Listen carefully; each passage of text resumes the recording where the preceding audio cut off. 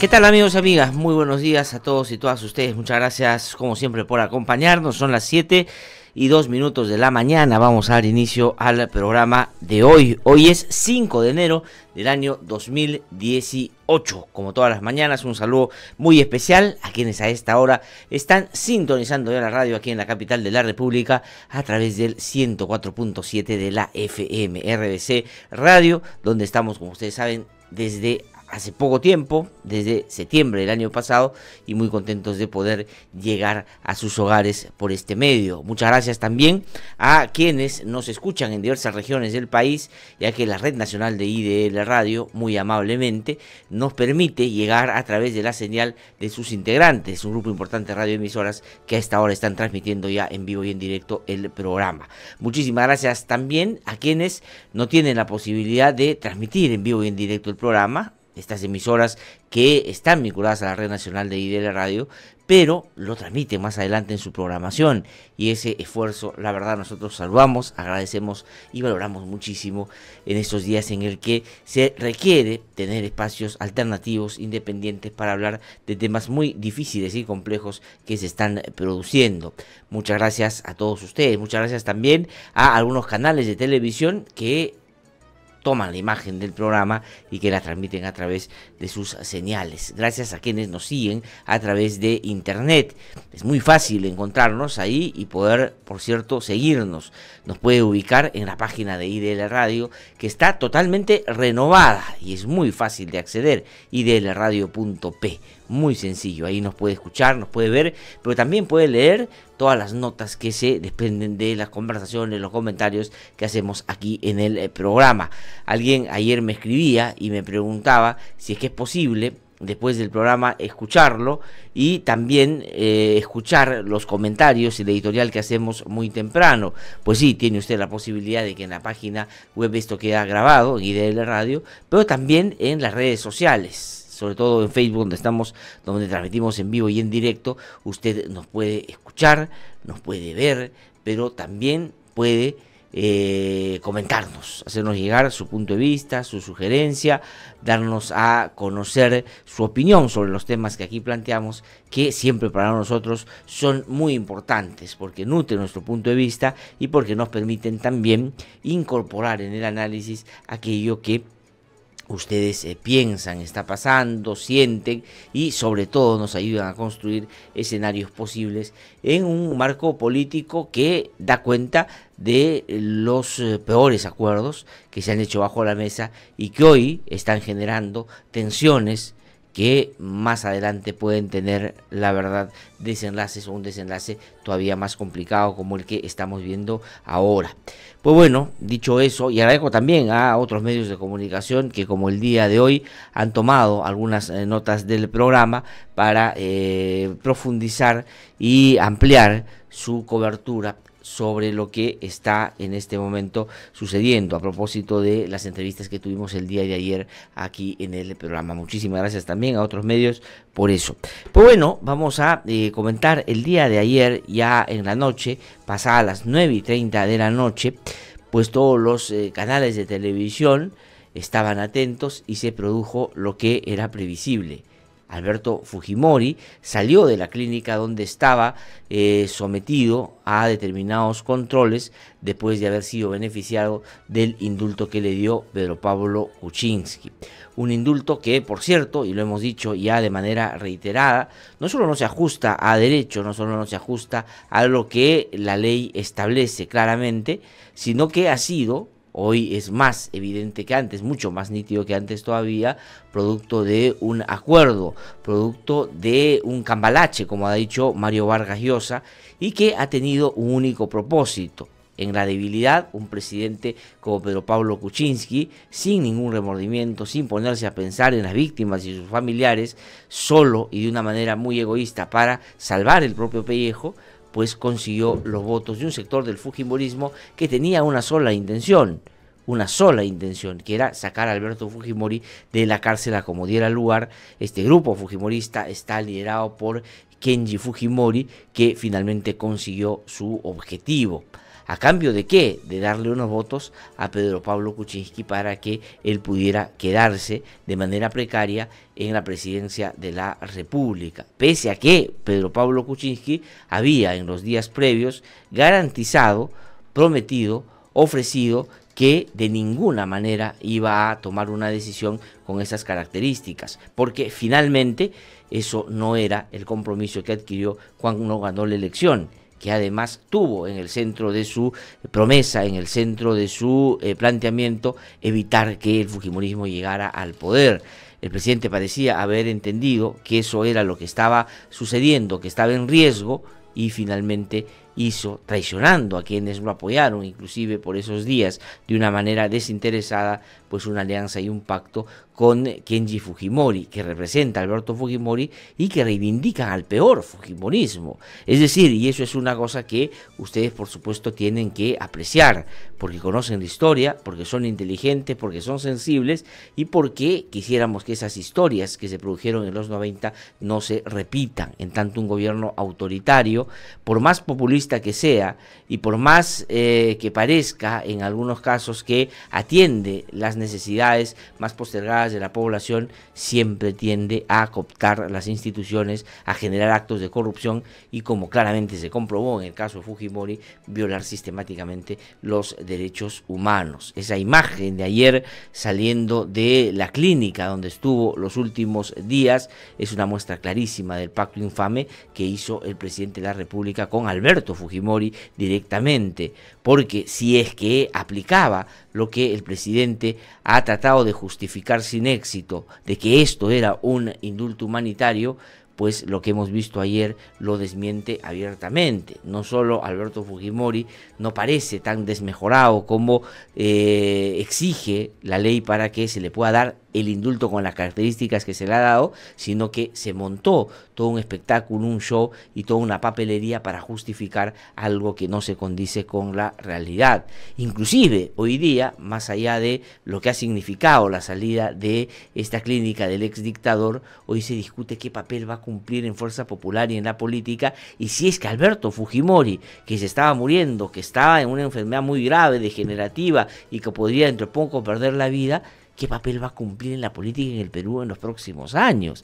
Es decir, eso es una evidencia de la farsa de un indulto que sin duda va no solo a ser cuestionado moral y éticamente, sino legal e internacionalmente, y creo yo con altos niveles de posibilidad de que pueda ser revertido, pese a que los defensores del indulto y los defensores y promotores de la impunidad, que siempre han estado del lado de que todos los casos que se cometieron en la época de los 90 simplemente se pasen por agua tibia, dicen que no servirá para nada el pronunciamiento y el accionar de la, sobre todo del sistema interamericano de derechos humanos. Es decir, lo que ha pasado ayer es simplemente una de las escenas, no la final, sino digamos una de las varias escenas que más adelante seguramente tendremos de un Fujimori que milagrosamente más adelante volverá a tener todas sus habilidades y tendrá o tratará de vincularse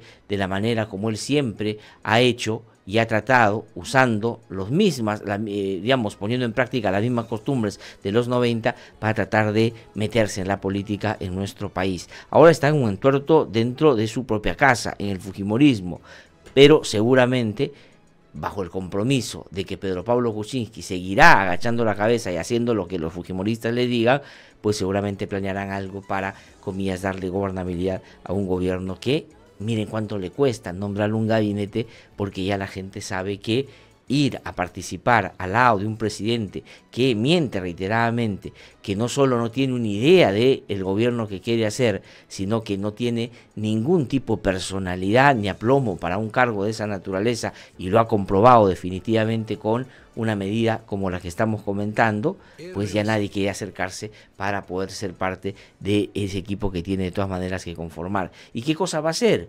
Va a finalmente buscar a los amigos, buscar a su partido y buscar a aquellos que, digamos, sin ningún escrúpulo y seguramente a estas alturas sin ningún miramiento ético, pues van a aceptar, porque oportunistas siempre hay para estos asuntos también, pero que no nos vengan a vender el cuento de que eso es un gabinete de la reconciliación y de que eso nos va a llevar a un estadio distinto después de la barbaridad que Pedro Pablo Kuczynski acaba de cometer. Pero Alberto Fujimori no hay que verlo solo la perspectiva de salió de la clínica en una silla de ruedas y está un poco deteriorado y en fin, todo un despliegue mediático y policial para llevarlo a la Molina. Ayer se tomó una fotografía con Kenji Fujimori y sus otros hijos, entre ellos Keiko Fujimori también, para muestra de una unidad que evidentemente no es tal, pero que habría que cuestionar también, no solo en las formas, sino en el fondo, y es que la reconciliación de un país o la salida a los problemas que tenemos en el ámbito político y que se devienen en acciones que seguramente van a continuar en el ámbito social, pues no pueden estar sometidas a la discrecionalidad de una familia. Esto no es, digamos, un imperio de una dinastía, es la que decide cómo, en qué tiempos y de qué manera se hace una reconciliación o cómo se voltea la página. Y ayer parecía que ellos, es decir, Alberto Fujimori, Kenji Fujimori y toda su familia, entendían que eso, lo que estábamos viendo, era el anuncio de lo que ellos quieren hacer con un país que poco les ha importado y solamente han estado o han basado su accionar político en los últimos tiempos para salvar a su padre y sacarlo de la cárcel sin que correspondiera. Pero Alberto Fujimori no es el que saludaba ayer a los medios de comunicación para tratar de, con eso, dar la sensación de que estaba agradecido de lo que había sucedido. Alberto Fujimori, y eso hay que recordarlo, no fue juzgado por hechos que no se comprobaran o que no se pudieran determinar con claridad, no solo en cómo se cometieron, sino en qué nivel de participación tuvo el exdictador en esos casos concretos. Alberto Fujimori ganó, como ustedes saben, la elección en el año 90 y ganó mintiendo, es decir, desde que entró al gobierno, él operó, actuó y desarrolló su accionar político, pues teniendo a la base la mentira. Prometió una cosa para ganar a Mario Vargas Llosa y terminó haciendo todo lo contrario. Y claro, en ese momento, los aliados de hoy y los aliados que, digamos, eran muy parecidos a los aliados de esa época, pues finalmente le ayudaron básicamente para evitar que ganara el sector que lideraba Mario Vargas Llosa.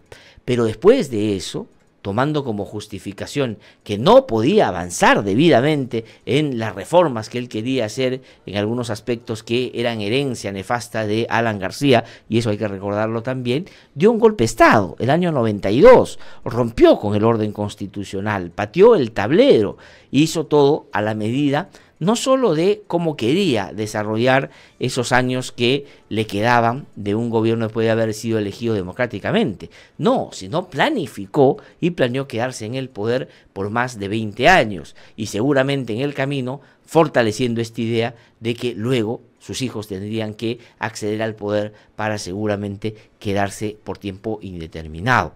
Ese es Alberto Fujimori, pero no solo, digamos, rompió con el orden constitucional, sino también tomó el Congreso de la República, lo llenó de gente muy parecida a la que el fujimorismo tiene ahora, que no tenía otra posibilidad ni manera de tener algún nivel de protagonismo y ninguna capacidad, pero tenían una virtud para un régimen autoritario, que simplemente se constituían en personajes que, digamos, manipulados o manejados básicamente por las instrucciones que venían del Servicio de Inteligencia de Vladimiro Montesinos, que era el hombre de confianza de Alberto Fujimori, y sencillamente le daban los votos para hacer y deshacer todo lo que Alberto Fujimori, en su idea de quedarse en el poder todo el tiempo que le diera la gana, pues seguramente en ese momento planificaba. Pero también tomó el Poder Judicial bajo la idea de la reforma y lo manejó a su antojo.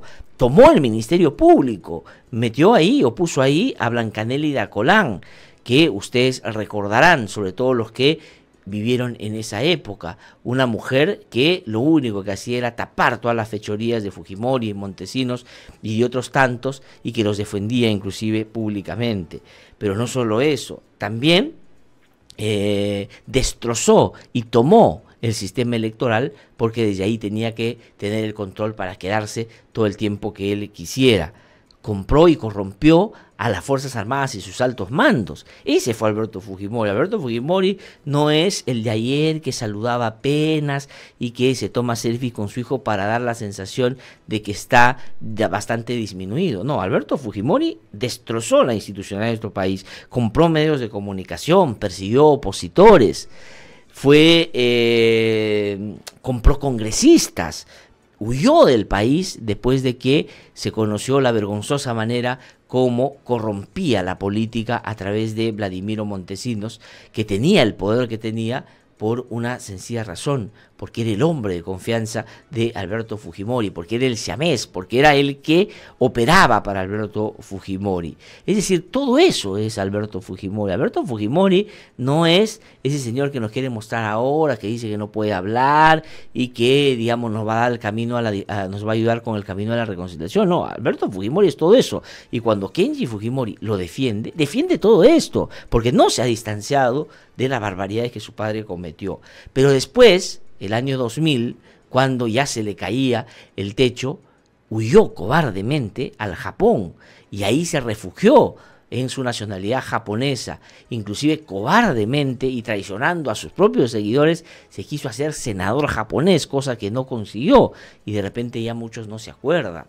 Y vino a Chile, o llegó a Chile, y de ahí lo extraditaron por haber cometido graves delitos, homicidio, secuestro, y que fue, al momento de ser extraditado, fue sometido a un juicio con el respeto a todas las garantías y el debido proceso, y que generaron, digamos, una sentencia que es la que estaba, digamos, purgando hasta que Pedro Pablo Kuczynski, a sola firma, lo sacó sin ninguna justificación, cosa que no hizo ni Ollanta, pudiéndolo haber hecho, inclusive sacando a su hermano, que estaba en una condición similar. Tampoco lo hizo Alan García, que no quiso hacerlo, ¿no es cierto?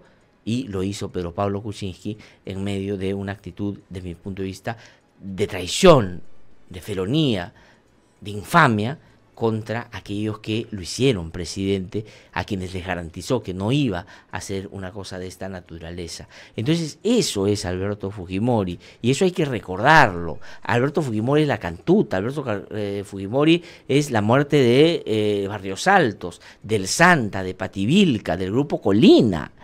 No nos dejemos engañar por un selfie. Es decir, no podemos estar sometidos a ¿qué? Porque el hijo es un buen hijo y quiere sacar a su papá de la cárcel, entonces todos tenemos que solidarizarnos con el buen hijo, perdonar al padre y ahora darnos todas las manos y reconciliar al país, porque, digamos, no hay que ser rencorosos ni odiar y finalmente mirar para adelante. Esa es la manera como Pedro Pablo Kuczynski nos propone, digamos, cerca al Bicentenario, relacionarnos entre nosotros. Esa es la manera de cómo él quiere heredarnos un país, digamos, donde se simula algo que la realidad no sostiene.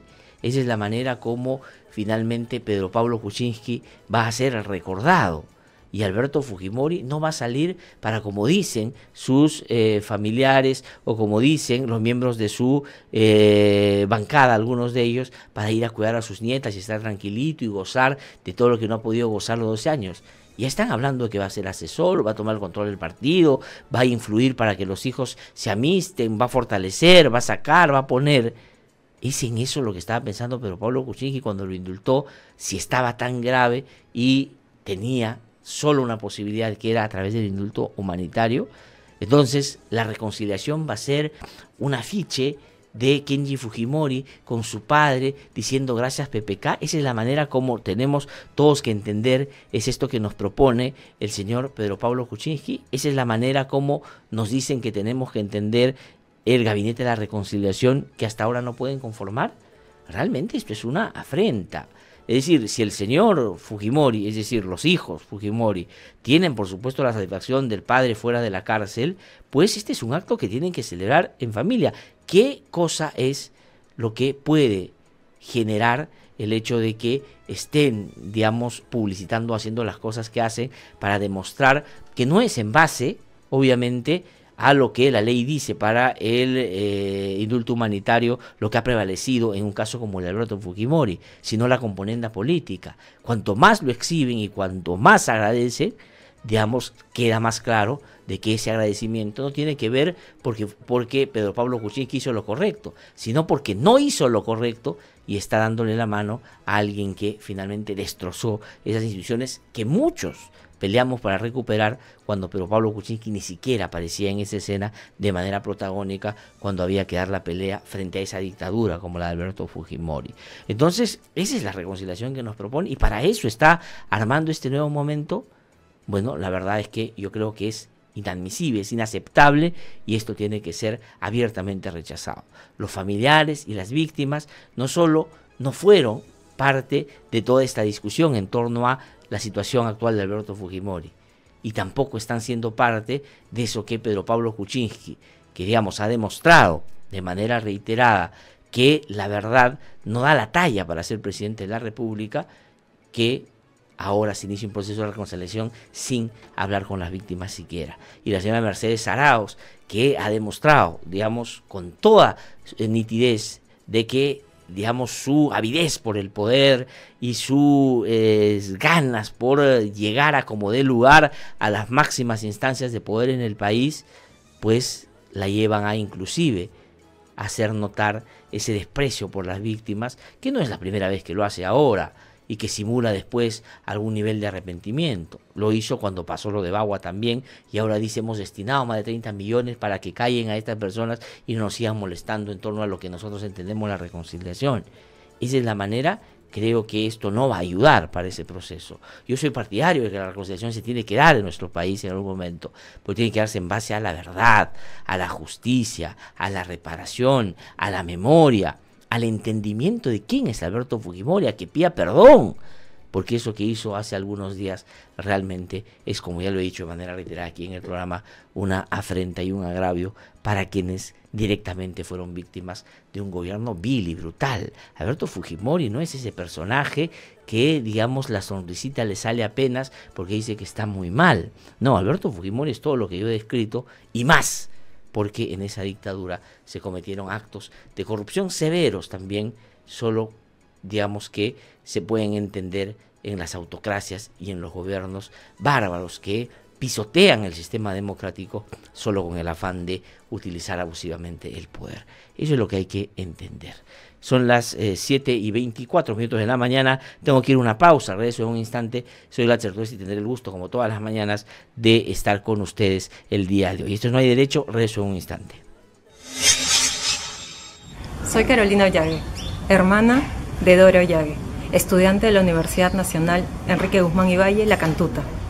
Ella fue detenida, desaparecida, torturada y ejecutada extrajudicialmente la madrugada del 18 de julio de 1992 por el Destacamento Colina, el grupo armado dirigido por el expresidente Alberto Fujimori, quien hoy está preso por los crímenes cometidos.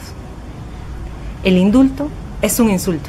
Para estar siempre informado de lo que sucede en lo político, en lo social. Para escuchar voces independientes y no siempre lo mismo. Para saber de lo que nadie se atreve a denunciar. www.idlradio.pe. Con análisis de verdad. www.idlradio.pe es la renovada página web a la que usted debe ingresar. Información, análisis y debate. www.idlradio.pe es una producción del Instituto de Defensa Legal. En los últimos 10 años han matado a 137 defensores de derechos humanos y otros 835 están siendo procesados. En el Perú no existe una ley que garantice su labor. Es responsabilidad del Estado proteger y defender a quienes nos defienden. Únete a la campaña y apoya a los defensores de derechos humanos. Búscanos en Facebook como Yo Defiendo y síguenos para enterarte de sus historias. RBC 104.7, la otra forma de vivir.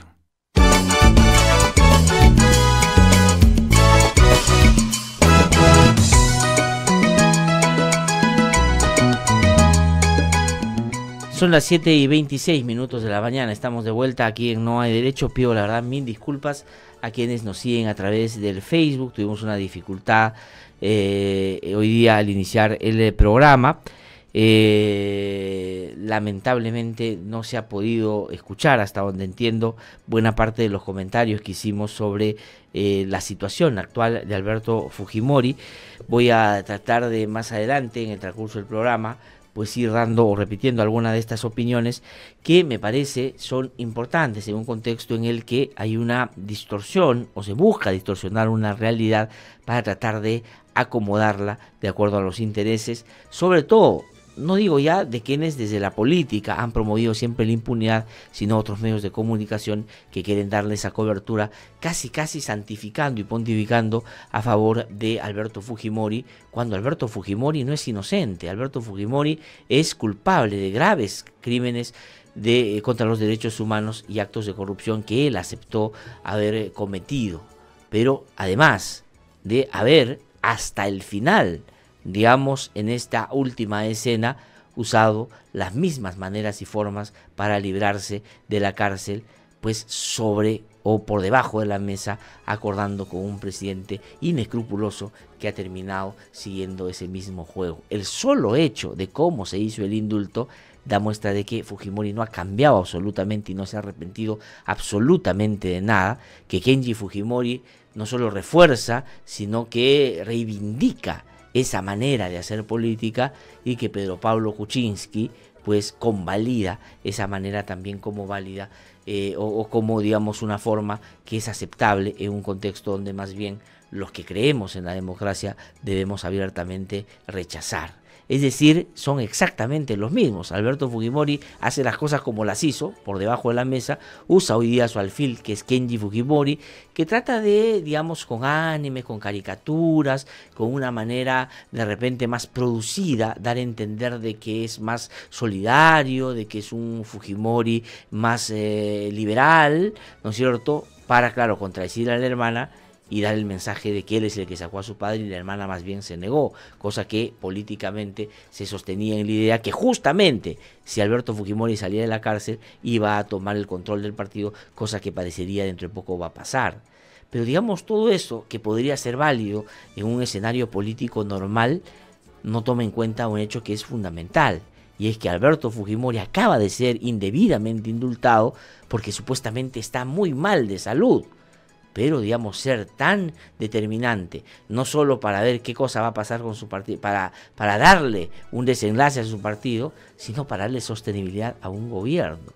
Es decir, el presidente Kuczynski ha puesto las manos, o ha puesto, digamos, el destino del Perú en manos de alguien que lo único que sabe hacer es destrozar las instituciones y actuar de manera inescrupulosa sin ninguna bandera de las que muchos levantaron para justamente recuperar la democracia después de que la pisoteó, como todos pudimos no solo notar, sino vivir y padecer en los 90. Y Pedro Pablo Kuczynski hoy es eso, no es nada distinto.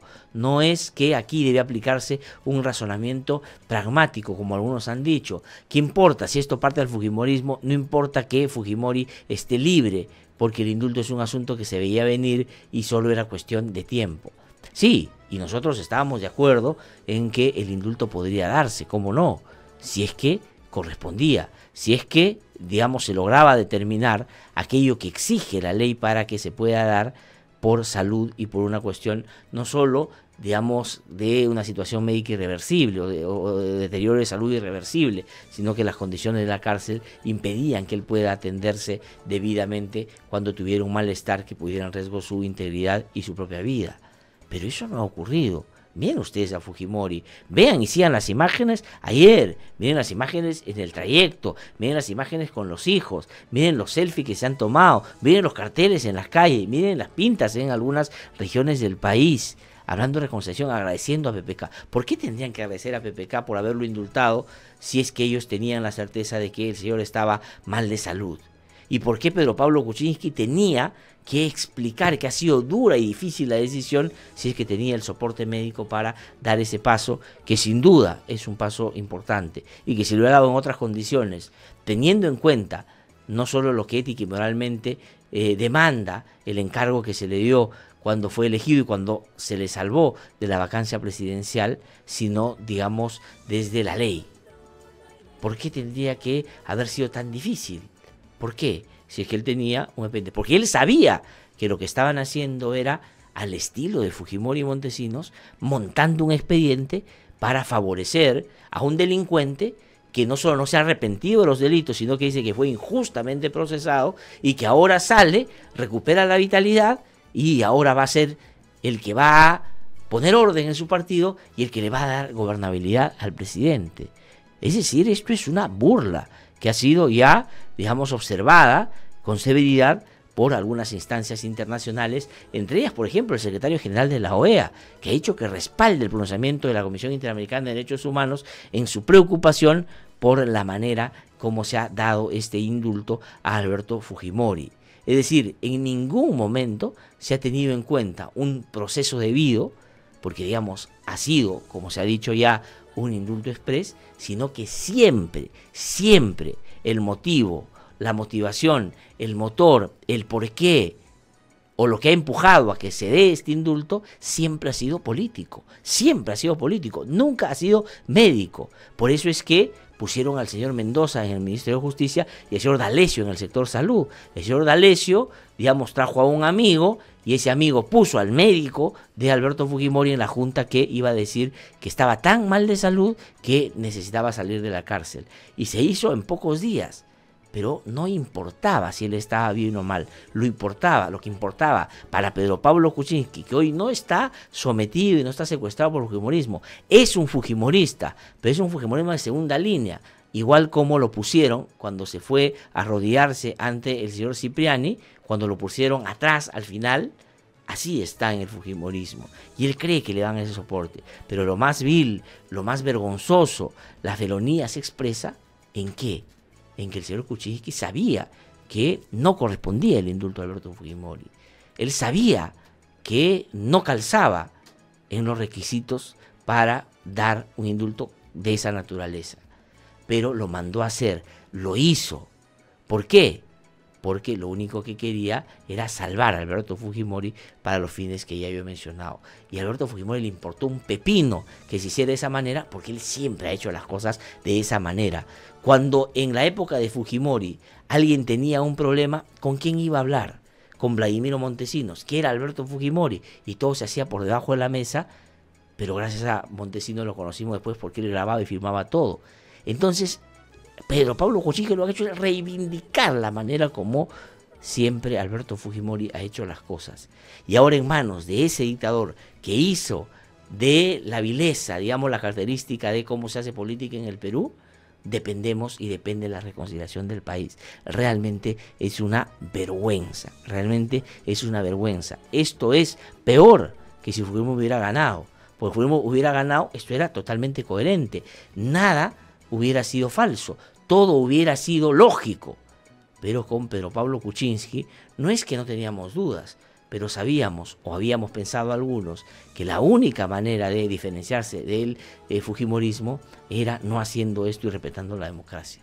Ahora él es un fujimorista más, y sencillamente no solo razona, no solo actúa, sino que va a tener esa misma vida. Pero esa misma vida va a depender del balón de gas que le ponga el fujimorismo, y cuando el fujimorismo no le parezca ya, digamos, conveniente que él siga donde está, muy fácilmente va a encontrar un motivo para sacarlo del camino, y el señor Kuczynski ahí seguramente buscará a los otros que lo han apoyado ya en dos oportunidades difíciles, pero habrá una diferencia.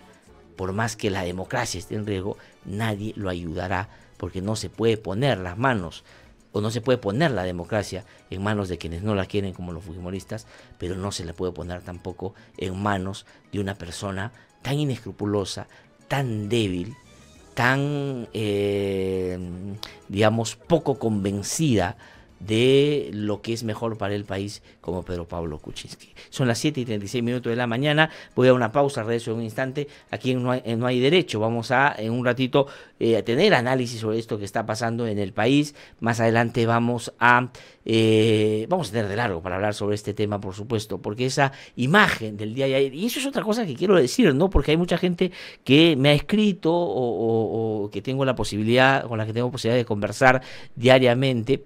Y es verdad, uno escucha otra radio y la verdad parece que estuvieran describiendo un país distinto. Digamos, están viviendo un país totalmente distinto. Yo ayer me puse a escuchar radioprogramas y parecía que estaban describiendo un país, o sea, digamos, estaban transmitiendo en vivo y en directo lo que está pasando en otro país.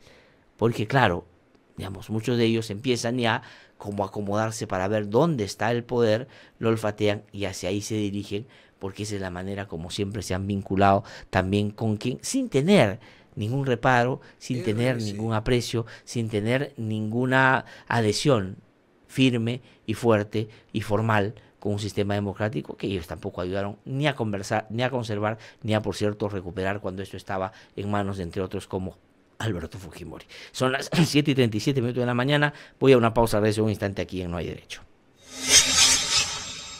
Soy Carolina Ollague, hermana de Dora Ollague, estudiante de la Universidad Nacional Enrique Guzmán y Valle, La Cantuta.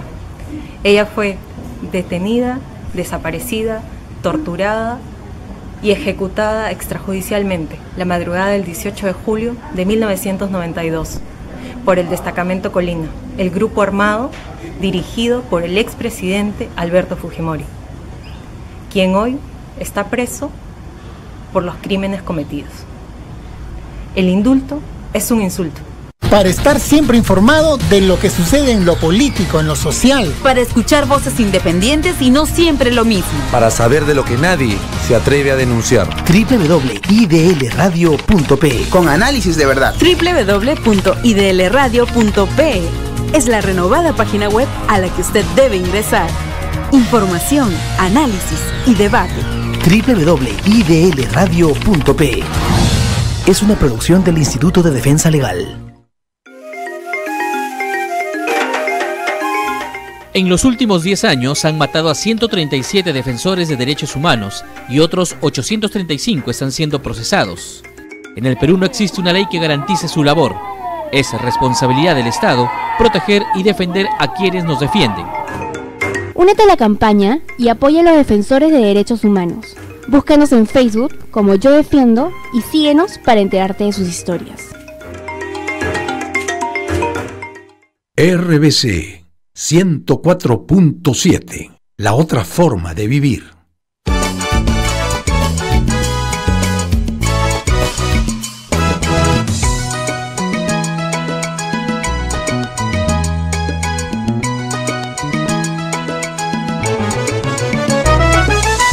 Son las 7:38 de la mañana, estamos de vuelta aquí en No Hay Derecho. Voy a tratar de responder a algunos comentarios que están gentilmente ustedes haciendo a través de las redes sociales. Pido las disculpas del caso porque iniciamos tarde la transmisión el día de hoy por un problema que felizmente ya ha sido superado. Y me preguntan si es que mi punto de vista tiene, o lo que he expresado es que yo estaba de acuerdo con el indulto, pero no de esta manera. Yo lo que creo, digamos, lo he expresado además desde hace bastante tiempo, yo creo que el indulto humanitario es, digamos, una vía para que aquellas personas que cumplen con los requisitos puedan ser evaluadas y, digamos, después de llegar al convencimiento de que están en esa situación, pues tienen que salir de la cárcel y no morir en la cárcel. Ese me parece que es un principio que va más allá de claramente los puntos de vista que tengo en relación a cualquier político, cualquier personaje que inclusive haya cometido graves delitos. El asunto es que en el caso de Alberto Fujimori se ha simulado un indulto humanitario, no es un indulto humanitario, y se le ha sacado a la cárcel con fines claramente políticos. Y el moribundo, el que estaba muy grave, el que estaba en una situación degenerativa, de salud que se deterioraba y que estaba, digamos, a punto de perder la vida, hoy milagrosamente la recupera. Y se está hablando ya si va a ser asesor, si es que va a ser candidato, si es que va a recomponer el fujimorismo, si es que va a sacar a Keiko, si es que va a impulsar a Kenji, si es que le va a dar gobernabilidad a Pedro Pablo Kuczynski, si es que va a poner ministros, si es que van a tener una bancada más grande en el Congreso para contrarrestar a mototaxi de Keiko Fujimori. ¿Esa es una persona que, digamos, cumple con los requisitos del indulto humanitario? La verdad es que no.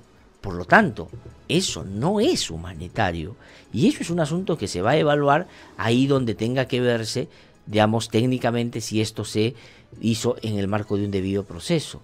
y muy rápidamente se va a llegar a la conclusión de que esto no fue así. Y esto va a ser el 2 de febrero cuando la Corte Interamericana llame a las partes y les pida una explicación sobre lo que está pasando.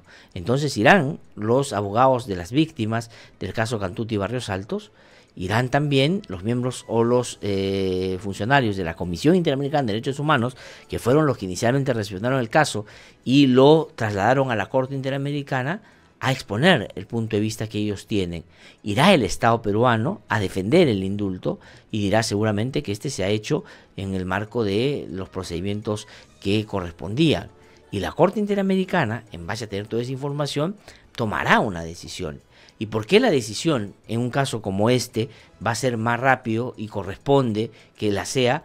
Porque es en el marco del seguimiento a una decisión y una sentencia que tomó en el caso Barrios Altos, donde justamente lo que se discutió en la Corte el año 2001 cuando se dio este fallo fue que no hay nada, absolutamente nada, que deba cortar o impedir que se haga justicia y que una vez que ésta se haya producido se corten, digamos, con cualquier leguleyada la posibilidad de que los que cometieron graves casos contra los derechos humanos purguen la condena que los sistemas de justicia le han dado por esos graves crímenes. Y en ese momento discutió la amnistía, y esto fue aplicada también en otros países, y también luego habló de otro tipo de beneficios, y en un caso contra Colombia, con el caso expresamente del indulto. Por lo tanto, por eso es que la Corte, creo yo, tiene rápidamente esta disposición para resolver este caso, porque está en un periodo de seguimiento. Así como en el caso de los miembros del Tribunal Constitucional, que estaban amenazados porque los políticos querían sacarlo por un fallo que no les gustó en el caso del Frontón, entonces la Corte lo que dijo es, ese es un caso donde hay una sentencia de la Corte, y por lo tanto en seguimiento a ese caso pedimos explicación, y tuvo ya un pronunciamiento, le dijo, no sigan con ese proceso en el Congreso de la República. ¿Y qué cosas han salido a decir los miembros de este gobierno? ¿Qué cosas ha salido a decir la señora Mercedes Arauz? Ha salido a decir que si es que esto se produjera, es decir, si la Corte Interamericana diera una opinión en contra del Estado peruano para pedir que el indulto se revierta o se busque un mecanismo para que esto suceda, ella ha dicho que van a hacer prevalecer la Constitución, seguramente queriendo decir de que no van a acatar lo que dice la Corte Interamericana. Pero la señora Mercedes Arauz, que digamos, no sé si por desconocimiento o por ese ímpetu de quedarse en el poder a como dé lugar, no sabe que nuestro país, todos los convenios internacionales que por supuesto traen consigo compromisos concretos de los estados justamente por haber firmado estas convenciones, se incorporan a nuestro ordenamiento jurídico como derechos constitucionales. Por lo tanto, esto tiene un peso constitucional y tiene que ser cumplido. Y claro, asesorado seguramente por aquellos que hace bastante tiempo están pidiendo que salgamos de la competencia de la Corte, que solo se produjo en nuestro país el intento una vez. Y fue justamente cuando Alberto Fujimori, el señor que, digamos, por estos días ha cobrado vitalidad y va a ser el gran hacedor de la reconciliación en el país, nos quiso sacar de la competencia de la Corte porque sabía que se venían casos y sentencias que iban a involucrarlo a él directamente, cosa que después en democracia se comprobó y por eso terminó preso. Y se va a hacer en un gobierno de Pedro Pablo Kuczynski.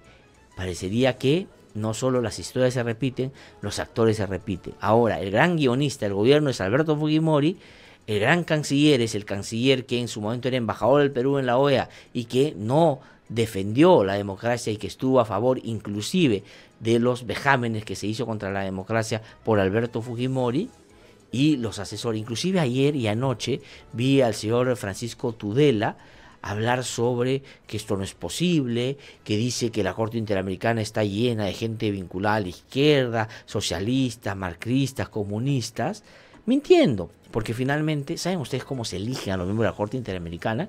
Lo proponen los estados. ¿Y quiénes eligen? Los estados miembros de la OEA. ¿Y ustedes creen que los estados miembros de la OEA dicen, busquemos al más comunista, al más izquierdista, todo para meterlos? ¿Les parece lógico eso?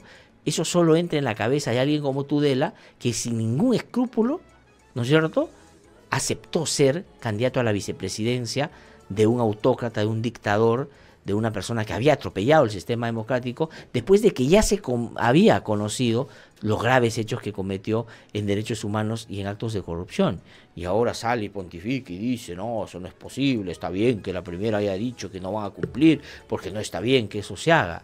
Y claro, digamos, algunos periodistas que son severos con otros, ahí sí son totalmente complacientes porque, claro, escuchan la versión que es la que seguramente les exigen en sus medios sea la más difundida.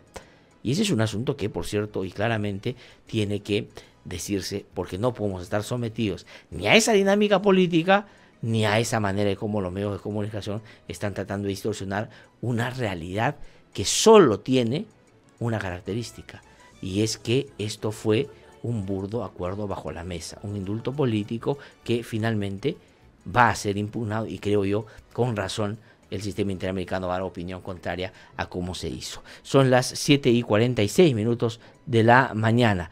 Estamos en comunicación telefónica con la doctora Gloria Cano, que, como ustedes saben, actualmente es directora ejecutiva de la Asociación Pro Derechos Humanos, una organización de derechos humanos muy importante y que tanto ha hecho por nuestro país para luchar contra la impunidad en estos y otros casos, pero que además fue, y debo decirlo, una de las abogadas de las víctimas en los casos por los cuales Alberto Fujimori terminó como correspondía, pues sentenciado a 25 años. Pedro Pablo Kuczynski hace unos pocos días a sola firma lo sacó sin que correspondiera, y ayer Alberto Fujimori ha salido de la clínica y hoy se habla de todo lo que él podrá hacer en política y la reconciliación que nos podrá dar después de que entendíamos que el indulto humanitario correspondía solo para aquellos que estaban en estado de salud muy complicado.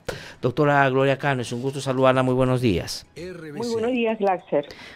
Bueno, ¿qué habría que decir? Ya el indulto se había dado justo en fiestas navideñas y ayer ya Alberto Fujimori salió de la clínica y bueno, hoy día está en una casa en La Molina, parece que es, digamos, muy confortable, pero quisiera recoger su opinión en torno a lo que esto significa.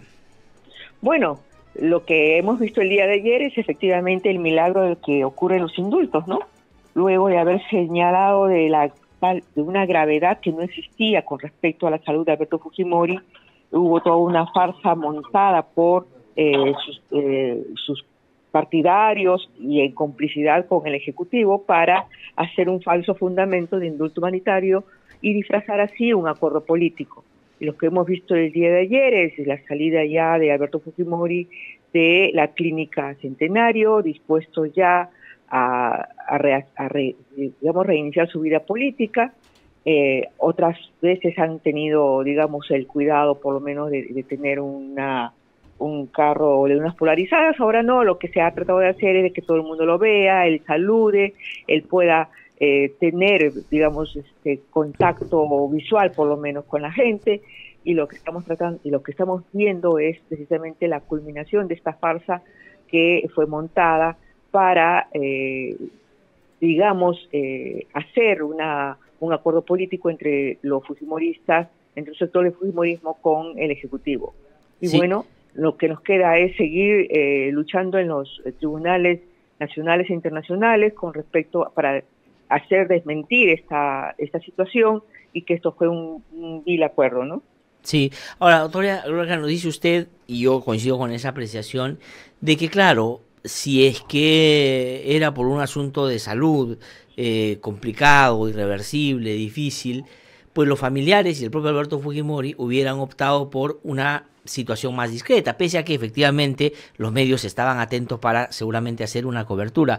Pero claro, ayer no solo ha sido el único hecho de la salida de la clínica con tanta exhibición, sino la previa, algunos carteles en algunos lugares de Lima, en la región, en las paredes pintadas, diciendo gracias PPK, la reconciliación, el dibujo de Kenji Fujimori con el padre. Es decir, nota usted, conociendo además al personaje, porque usted, digamos, lo confrontó en juicio cuando se le dictó la sentencia que todos conocemos, acaba de cortar el propio Pedro Pablo Kuczynski, que esa ha sido la intención de ellos, mostrar y exhibir, digamos, esto como un logro político. Efectivamente, ya hemos visto no solamente las coincidencias de las pintas, digamos, que ellos señalan que que son pintas y que son campañas que coinciden y no son espontáneas, son todo, efectivamente hay una preparación para ello, ¿no? Los últimos días que Fujimori ha pasado en clínica, se suponía que estaba mal, que se le había dado una situación de descanso total, y lo que se estaba haciendo era preparando esta campaña. Aparecieron las pintas, han aparecido las portátiles que ahora sí permitieron llegar junto a la casa de Pedro Pablo Kuczynski, ¿no? Cuando se suponía que estaba prohibido. O sea, para ellos sí se les abre las calles, se les abre las puertas para todos lados. Entonces, lo que nosotros estamos viendo es efectivamente una campaña de tratar de mejorarle la imagen incluso a PPK con esta situación de supuesta reconciliación, que para nosotros es una burla a las víctimas, es una burla al país, porque así no se hace una reconciliación, así no se trabaja por la pacificación del país, así no se reconcilia a nadie, ¿no? Sí. Ahora, doctora Gloria Cano, por estos días también se ha planteado y se ha discutido, y hay algunos planteamientos y defensores del indulto que dicen que esto es improbable, se pueda revertir. Es decir, que una vez que la máxima autoridad de un país como el Perú toma una decisión de esta naturaleza, pues el ámbito, la justicia o la jurisdicción internacional no puede, digamos, revertirla. El 2 de febrero va a haber una audiencia en la Corte Interamericana a propósito del seguimiento que le hacen a una sentencia que ellos dieron en el año 2001 sobre el caso Barrios Altos. A la luz de todo esto que se ha conocido, y ayer se ha pronunciado inclusive el secretario general de la OEA diciendo que está totalmente de acuerdo con lo dicho por la Comisión Interamericana de Derechos Humanos, ¿qué cosa puede pasar ahí concretamente? Bueno, efectivamente nosotros hemos acudido al sistema interamericano porque hay un procedimiento abierto, que es el proceso de supervisión de cumplimiento de sentencia que tiene la Corte. Recordemos que hay 2 sentencias contra Perú, que es Barrios Altos versus Perú y Cantuta versus Perú. En ambas sentencias se condena al Estado peruano por hechos cometidos efectivamente en el periodo de Alberto Fujimori, y se ordena al Estado peruano la investigación y sanción a todos los responsables. Entendemos que la sanción a todos los responsables incluye no solamente los materiales, sino también aquellos autores mediatos, los intelectuales. Entonces estamos frente a una situación donde se le ha concedido un indulto con un falso fundamento de indulto humanitario a una persona que ha sido responsable de ambos casos, de ambas matanzas, y que la Corte había señalado que había que, como una obligación del Estado peruano, sancionar a todos los responsables. El hecho de que se haya dado un indulto disfrazado, un acuerdo político disfrazado de un indulto, entonces esto para nosotros viola las garantías y las obligaciones del Estado peruano con respecto a las garantías que tienen los familiares de tener tener acceso a la justicia, porque hay una sanción que ha sido interrumpida, una sanción que lo que hace es garantizar impunidad a uno de los actores de este crimen, que es Alberto Fujimori. Y por ello que hemos acudido al sistema interamericano, y el sistema interamericano tendrá que decir si es que efectivamente, como nosotros lo hemos planteado, este indulto viola esa obligación que tiene el Estado peruano para con sus ciudadanos que han sido violentados en sus derechos humanos, ¿no? De acuerdo, pero digamos, la consecuencia de eso puede ser, digamos, teniendo en cuenta que ya hay otras sentencias, pero sobre todo, digamos, ya hay algunas situaciones que han provocado que en el Perú se reviertan decisiones vinculadas a este caso, que pueda pasar lo mismo con esto. Ya la Corte anteriormente ha señalado, por ejemplo, en el caso de las amnistías, que estas amnistías contravienen la Convención Americana de Derechos Humanos y por lo tanto no pueden tener efecto jurídico. De igual manera, cuando hubo la reducción de sentencias en el caso de Barrios Altos por la sala de el que era entonces vocal Bill Stein de la Corte Suprema, la Corte Interamericana también señaló de que estos hechos también mediaban la sentencia de las obligaciones internacionales del Estado con respecto a una sanción efectiva y que tenían que estar de acuerdo a la gravedad de los hechos. Entonces tenemos nosotros antecedentes ya que la Corte se ha pronunciado con respecto a situaciones que violan precisamente el derecho de las víctimas a tener un recurso efectivo, una situación de acceso a la justicia y sanción ejemplar a los responsables de tan graves hechos. Entonces nosotros pensamos que la Corte Interamericana puede hacer lo mismo con esta con esta interrupción de la condena de Alberto Fujimori por una situación que es un acuerdo político, y la Corte tendrá que decidir si es que efectivamente los gobernantes pueden interrumpir las sanciones a los responsables de hechos tan graves por un acuerdo político y no por una razón humanitaria. Eso es lo que tendrá que definir la Corte Interamericana. Pero también nosotros hemos acudido al sistema nacional en el caso del derecho de gracia, que es lo que se ha dado para el caso Pativilca, que son los campesinos asesinados en los caseríos de San José y Pampa de San José y Caraqueño en 1992. Entonces, ya nosotros hemos interpuesto el recurso ante la Sala Penal Nacional. La Sala Penal Nacional tenemos entendido que va a correría traslado al fiscal Luis Landa, que es el fiscal del caso, para ver su opinión con respecto a un control de convencionalidad y un control de constitucionalidad de esta medida. Porque lo que se está haciendo es extrayendo a una persona de un proceso judicial sin reunir los requisitos que la Constitución señala. Y ahí tenemos que tener en cuenta de que se estaría violando también el derecho de las víctimas a que todos los responsables de esa matanza que ocurrió en enero del año 92 puedan ser juzgados y condenados eventualmente si se prueba su responsabilidad, ¿no? De acuerdo, porque ese es el otro tema que, digamos, poco se ha discutido. No solo es el indulto, sino la gracia para un caso que, digamos, la Corte Suprema de Chile acaba de disponer pueda ser sometido a la justicia peruana, porque ha encontrado elementos razonables para que pueda Alberto Fujimori ser sometido, como digo, a la justicia por ese caso. Doctora Gloria Cana, le agradezco muchísimo por haber contestado nuestra llamada. Vamos a estar, por supuesto, atentos a qué cosa se viene, y va a ser determinante lo que pase también en la Corte Interamericana los primeros días de febrero. Muchísimas gracias. Gracias a ti, gracias. Muy amable, que le vaya muy bien. Ha sido Gloria Cano, entonces, que ha conversado con nosotros. Edwin me dice a través del Facebook, dice: no soy fujimorista, pero creo que si bien este es un indulto político, también lo fue la sentencia condenatoria, que no fue jurídica, fue política. A ver, hay una diferencia. Fujimori fue sometido en democracia a un proceso en el que tuvo abogado, se pudo defender, él habló y dijo que era inocente, se actuaron pruebas, se discutieron, se hizo todo, y todo lo vimos por televisión. Se pudo hacer todo lo que en la época de Fujimori no se hacía, es decir, respetar el debido proceso. Fue sentenciado a 25 años. Él asumió y admitió que había cometido los casos de corrupción o los delitos de corrupción para evitar que el juicio fuera, se produjera, digamos, con todo lo que eso iba a significar en términos de elementos probatorios y discusiones sobre caso por caso. Y después, como todo Estado democrático, él tuvo la posibilidad de ir hacia una segunda instancia, donde 5 jueces, donde el presidente del Poder Judicial hoy, el señor Duverger Rodríguez, era el presidente de esa sala, ratificó la sentencia de esos 3 magistrados.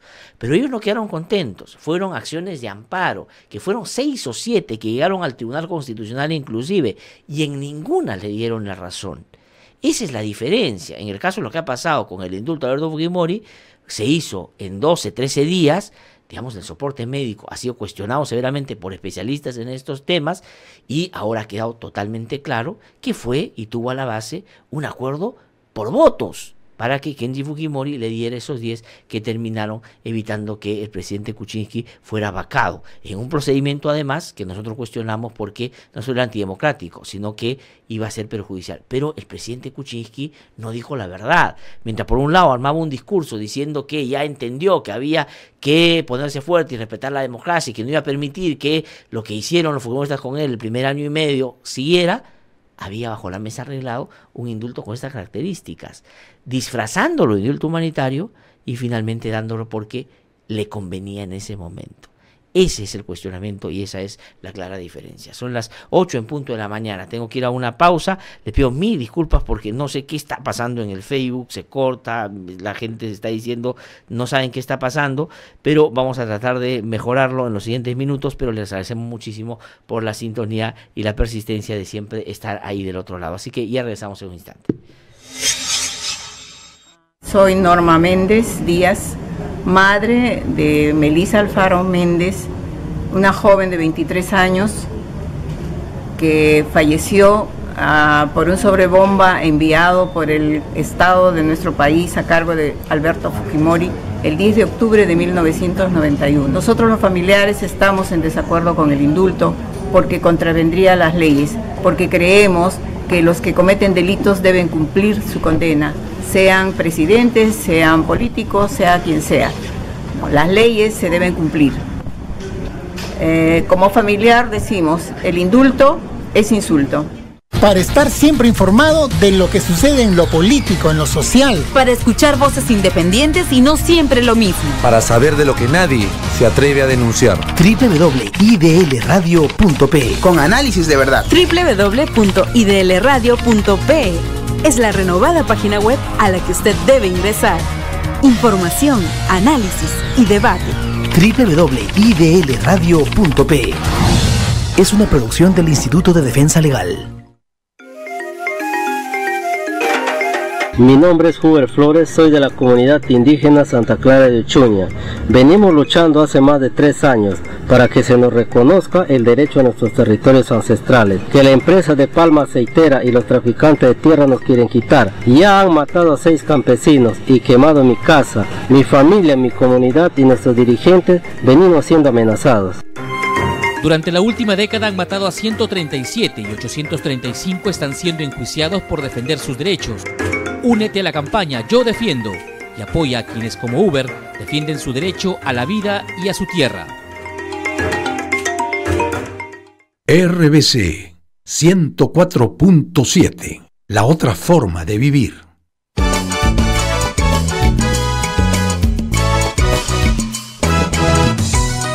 Son las 8:02 de la mañana, estamos de vuelta aquí en No Hay Derecho. Está con nosotros ya aquí en nuestros estudios el ministro de Agricultura, José Hernández, que ha tenido la gentileza de venir en estos días complicados, en estos días todavía de indefiniciones. El presidente de la República y la presidenta del Consejo de Ministros, que ella sí ha sido ratificada en el cargo, han dicho están tratando de conformar ya lo que han llamado ellos como el gabinete de la reconciliación. Y no se sabe qué va a pasar. Esperábamos nosotros que hacia hoy ya deberíamos haber tenido algunos anuncios, pero parece que estos se van a postergar hasta la próxima semana. De hecho, el ministro de Agricultura, a quien he escuchado y he visto en algunos otros medios, ha dicho, ninguno de los ministros sabemos tampoco qué cosa concretamente va a pasar, porque es el presidente el que está trabajando eso. Pero vamos a aprovechar su presencia, porque en este momento hay que reconocer también que no son varios los ministros que están saliendo a los medios, solo algunos, para tener sus consideraciones y reflexiones, no solo sectoriales, sino algunas políticas de gobierno, ¿no? Señor ministro, es un gusto saludarlo, muy buenos días. Muy buenos días y por tu intermedio a todos los que te escuchan. Muchísimas gracias por haber venido. Bueno, parecería que hoy día el tema central es, y está en todos los medios de comunicación, la fotografía que abre todas las portadas es Alberto Fujimori saliendo de la clínica después de haber sido indultado por el presidente Pedro Pablo Kuczynski. Y claro, hoy día Alberto Fujimori, que después de haber sido beneficiado de un indulto humanitario, debería ser solo una discusión médica, en el sentido de que estaba mal de salud, hoy día es básicamente el centro de la discusión política, porque se está centrando todo, no solo la sobrevivencia y la vida del fujimorismo en sus manos, sino también la sostenibilidad del gobierno. Entonces la pregunta justamente es, o le pido una reflexión sobre eso, o sea, ¿qué le dice la imagen de Fujimori saliendo de la clínica y generando todo este movimiento en distintos ámbitos que creo yo va a ser todavía un escenario más incierto? Bueno, esta era una decisión, como todos sabemos, de decisión del presidente, una facultad constitucional que él tiene respecto al indulto, sobre el cual los ministros no tomamos decisiones, pero era de esperarse también que una vez que iba a salir del centro en el que estaba internado, se iba a convertir evidentemente en una noticia, que es lo que ha circulado anoche y me imagino que circulará hoy y algunos días más adelante. Es noticia porque él sale ya en libertad por la cuestión del indulto y se va a un domicilio particular. Se ha convertido en el centro de la noticia y espero que no sea más adelante también el centro de la política, ¿no? Porque como indultado él debería estar al margen por sus condiciones médicas, y esperamos también que el resto de los actores políticos no estén tomando siempre en qué pasa al interior del fujimorismo y en qué medida el fujimorismo va a sostener o a debilitar la actuación del gobierno, porque si no, vamos a estar dándole demasiado énfasis a esa posición que de por sí es controversial, ¿no? Ahora, pero digamos, ¿no es el propio presidente el que ha, digamos, generado un escenario de esa naturaleza? Y le digo porque el presidente de la República, para justificar el indulto, da un mensaje a la nación, digamos, después de haber ya indultado a Alberto Fujimori. Y dice, entre otras cosas, algo que es importante resaltar. Él dice, ha sido la decisión más difícil de mi vida dar el indulto a Fujimori. Pero la pregunta es, si es que había un informe médico que daba cuenta de que la salud estaba muy deteriorada y que cumplía con los requisitos, no debería haber sido una decisión difícil.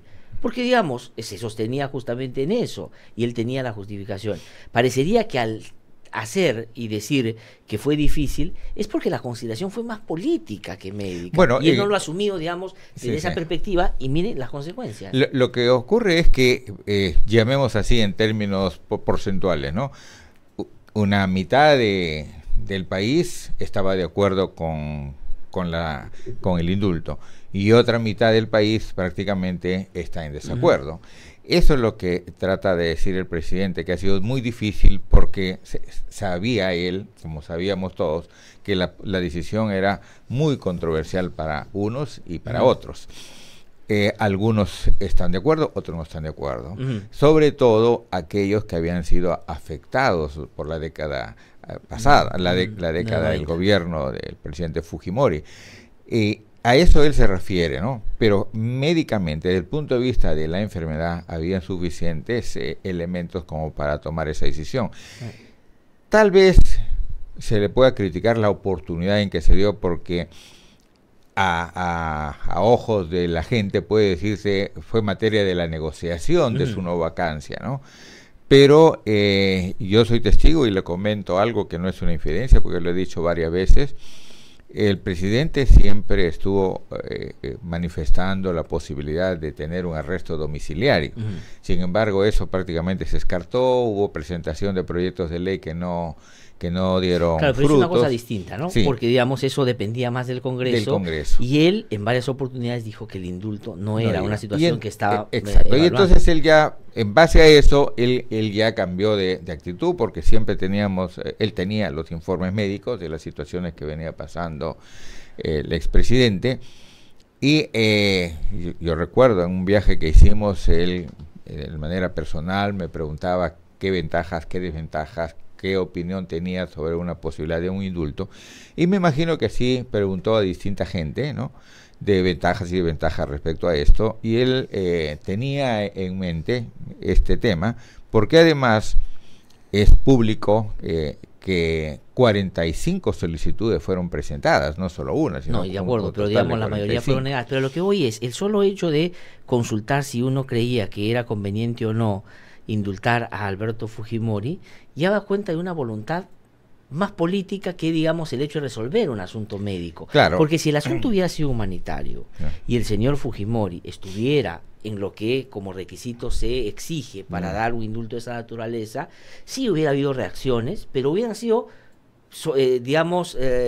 revertidas por la contundencia de los informes y no por lo que hemos visto ayer. Ayer Alberto Fujimori ha salido, primero, no ha salido con discreción, ha querido que lo vean, digamos, salvando a la gente. Su hijo se ha encargado todo el día de tomar fotos, de poner afiches, de escribir en las paredes. Y eso no es, o sea, si uno no tendría que agradecer tanto a un presidente si es que ya está en una situación de salud deteriorada. Desde la óptica nuestra, desde la óptica, inclusive yo no he conversado con el presidente de ese tema en particular, pero conversábamos con algunos colegas y decíamos, el indulto no tiene por qué ser agradecido mediante manifestaciones, mediante carteles, mediante pancartas, mediante vivas por las calles. Que lo hagan en la medida de sus propias agrupaciones. O de su ámbito familiar. Pero evidentemente, como usted lo dijo al comienzo, como ese es un eje, se está convirtiendo en un eje político, le están dando más énfasis a la cuestión política. Y espero que no se continúe así, porque si no, todo el 2018 lo vamos a fujimorizar. Ajá. Y eso no debería ser. El país necesita un enfoque muy rápido de desarrollo. El 2017 ha sido un año muy complicado, se lo digo yo que estaba en la cartera. En el sector agrario, primero tuvimos sequía, recuerde, el primer mes, después tuvimos el niño después hemos tenido el escándalo del abajato, que ha parado varias de las inversiones también dentro del sector agrario. O sea, muchas veces solo se habla de la carretera, de los puertos o de la minería o del gas, pero no se habla también de los proyectos que se han parado en el sector agrario. Y luego la turbulencia política de las últimas semanas. A pesar de eso hemos crecido como sector, pero también tenemos ya un plan, un programa para llevar adelante el 2018 y de cara al bicentenario. Entonces no quisiéramos como sector, y yo se lo digo ya a título personal como ministro de Agricultura, que el tema Fujimori sea pues el eje de todo lo que tengamos que ver el próximo año y los años que vienen, porque entonces nos estaríamos apartando de nuestro objetivo fundamental, ahora, que es el poblador. No, yo estoy de acuerdo con eso, pero el asunto está en que va a seguir siendo el eje, porque todas las apuestas se han hecho a lo que haga Fujimori sobre lo que haga Kenji Fujimori. Por ejemplo, en el ámbito de su partido, hoy día lo que se discute es si va a ser él tomar las riendas del partido, va a ser asesor, va a promover a Kenji, va a juntar a los hermanos, va a sacar a tal o cual. Es decir, es un actor político que acaba de salir. Y en torno al presidente de la República, el presidente de la República, mire usted, ¿cuánto le está costando armar el gabinete? Hay varias agrupaciones políticas que lo apoyaron en contra de la vacancia, que no quieren participar en el gabinete. Entonces, ¿él en qué se va a sostener? En lo que él entiende es el que le dio el apoyo en ese momento, que es una parte del fujimorismo, ¿de acuerdo? ¿Y quién va a determinar hasta dónde, cuánto y cómo lo apoyan? Es Alberto Fujimori. Entonces, el asunto es inevitable. Ojalá que esto se pudiera diferenciar. Vamos a dejar por un lado esto y trabajar en los sectores. Es imposible, porque inclusive la propia discusión sobre quiénes van a ocupar el cargo pasa por si se va a fujimorizar o no el gabinete. Esa es la discusión. Y el otro tema es el mismo término de la reconciliación. ¿Por qué tú planteas un gabinete de la reconciliación?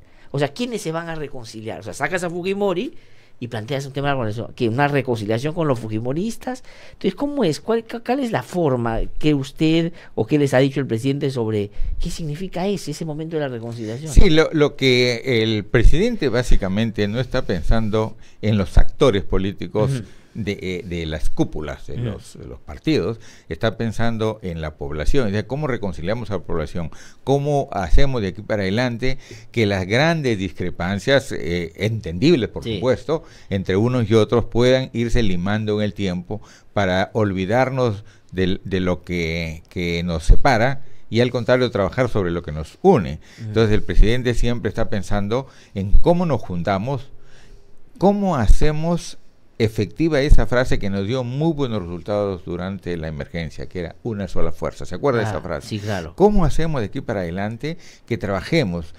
Eso no quiere decir, y yo lo digo también como una parte de mis principios, yo no vivo de los odios, pero no olvido. Sí, claro. ¿Cierto? Pero no, el no vivir de los odios no implica que no tenga un reconocimiento de aquellos que sufrieron eso, porque yo también lo sufrí. Pero yo no quiero vivir de eso porque quiero un país realmente en paz, un país con justicia social. Pero mire usted, se han ido 3 ministros del gabinete del que usted es parte. Claro. O sea, es decir, no es que no ha generado un movimiento dentro del presidente. Es se han ido inevitable, funcionarios en distintos sectores. Es inevitable. Los aliados en la bancada del Peruanos por el Cambio se han ido 3 congresistas, y probablemente los 3 congresistas que más defendieron al presidente en todos estos procesos, creo yo, injustos, que le hacían a él en torno a varios temas, y en algunos otros que creo yo eran atendibles, pero digamos, eso pasó, y los ha dejado de lado. Y ahora está buscando conformar un gabinete y no se sabe qué perspectiva y qué lógica va a tener ese gabinete. Ese es el problema. Si fuera un asunto entre el presidente y solo algunos, no hay problema. El asunto es que el Perú está como en un escenario incierto. Ahí, por ejemplo, en términos de gabinete, los que estamos trabajando aún Coco Nieto, que acaba de presentar su renuncia, estamos trabajando hasta el momento que el presidente nos diga que vamos a continuar o ser sustituidos, y si somos sustituidos terminaremos en el último segundo y nos dedicaremos a nuestras actividades particulares. Pero estamos con la idea de sacar a esto adelante, de sacar al país. Entendemos como gabinete, entendemos, ya lo hemos conversado con el presidente, que es una turbulencia, que ha sido una decisión muy difícil, muy complicada, una decisión muy controversial, que era de esperarse, que si fue el momento o no fue el momento, ya se dio. Que si en las condiciones que se dieron pudieron mejorarse o esperarse otras condiciones, también ya se dio. Dice, en política no hay momento ideal, sino hay momento, ¿cierto? Y se dio. Nosotros respetamos la decisión del presidente, hemos puesto nuestros cargos a disposición para que él pueda elegir un gabinete de acuerdo a lo que él espera de aquí para adelante, y hemos entendido también que algunas bancadas, algunos partidos no estarían dispuestos a participar. No sabemos, yo en lo personal no sé si el presidente los ha convocado, no sé si ha convocado a los partidos para que le pongan algunos cuadros, no sabemos, porque esa es una facultad que maneja él. Pero su partido sí le ha dicho, ¿no? Ayer el señor Elesi ha dicho que quisiera que tomen en cuenta a los partidarios. ¿Usted estaría de acuerdo con eso? Mire, en este momento hay gente del partido, está Ana María Choquehuanca, que ha sido candidata, está la misma Mercedes Arauz, la doctora, la premier, que está Pedro Olaechea, ¿no? Alfonso Grado, que fue gerente de campaña. Bueno, o sea, hay gente del partido, está Fiorella Molinelli. ¿El fujimorismo debería ser parte, digamos, de un gabinete con esas características que el presidente le quiere dar de reconciliación, como ha dicho? Yo creo que el presidente, más que ver cuadros partidarios, él está viendo cuadros que generen consenso. O sea, cuadros que puedan tener la capacidad de dialogar, de conversar con todas las bancadas. Yo creo que él básicamente está más orientado a esto que alguien con carnet partidario. Y estimo también que, me imagino, algunos con carnet del Partido Fujimorista se abstendrán, porque ayer ha dicho que ellos han sido han sacado un pronunciamiento diciendo que ninguno de sus partidarios deberían participar. Yo también he visto el pronunciamiento de APP, también dice lo mismo. Entonces, yo creo que el presidente, por eso no sé si les ha tocado la puerta, para empezar, porque esa es una facultad de él. Aún cuando no les haya tocado la puerta, ellos han manifestado su disposición. Es una expresión política de no querer participar en este momento. Obviamente, en un momento también electoral, un momento controversial, y además el 2018 hay unas campañas regionales y municipales, y de cara también a lo que ya comienza a prepararse para el 2021, imagino que muchos partidos no querrán ser parte de esta situación. Y entonces aquí lo más importante es que el gobierno se afiate lo suficiente para llevar adelante todas las reformas que son necesarias para mejorar las condiciones de vida de la población.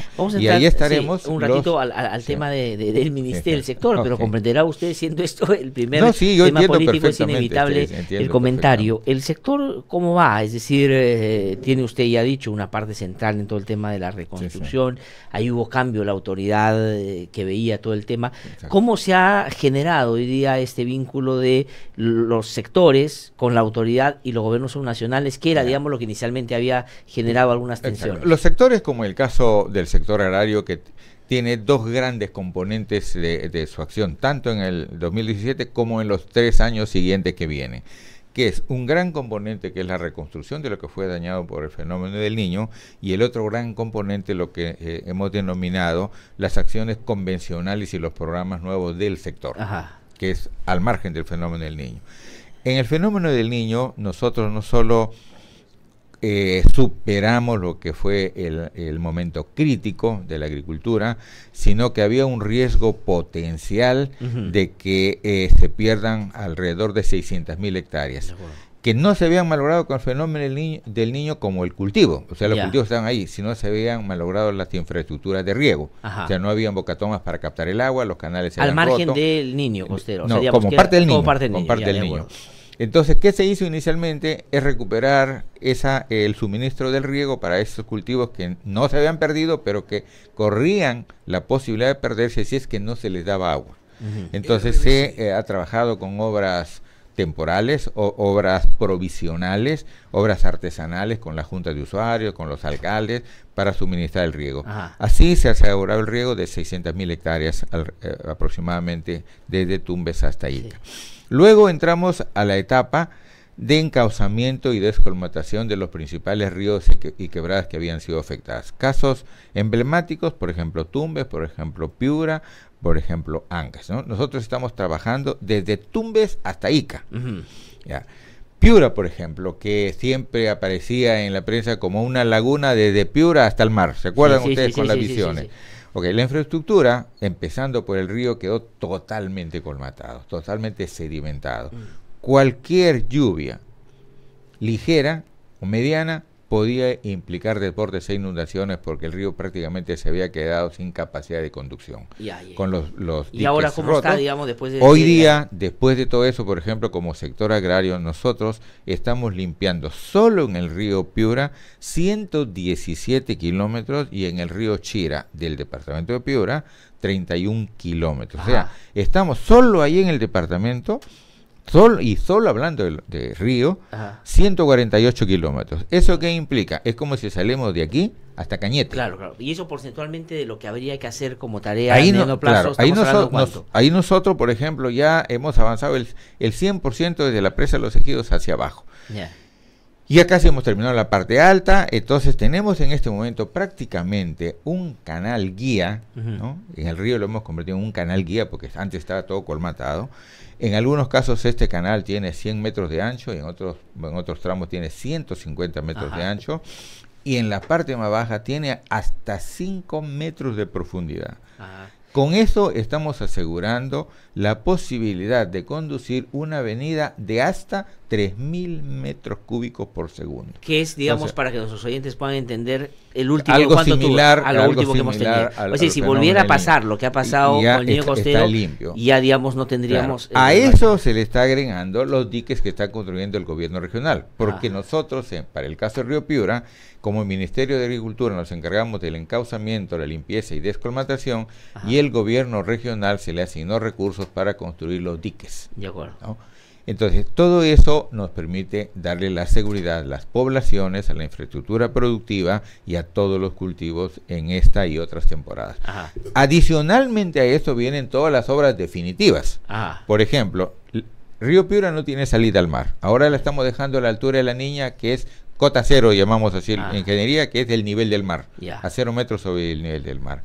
Río Piura, para que entiendan nuestros amigos, Río Piura, en 70 kilómetros solo tiene 22 metros de diferencia. 22 metros, ya.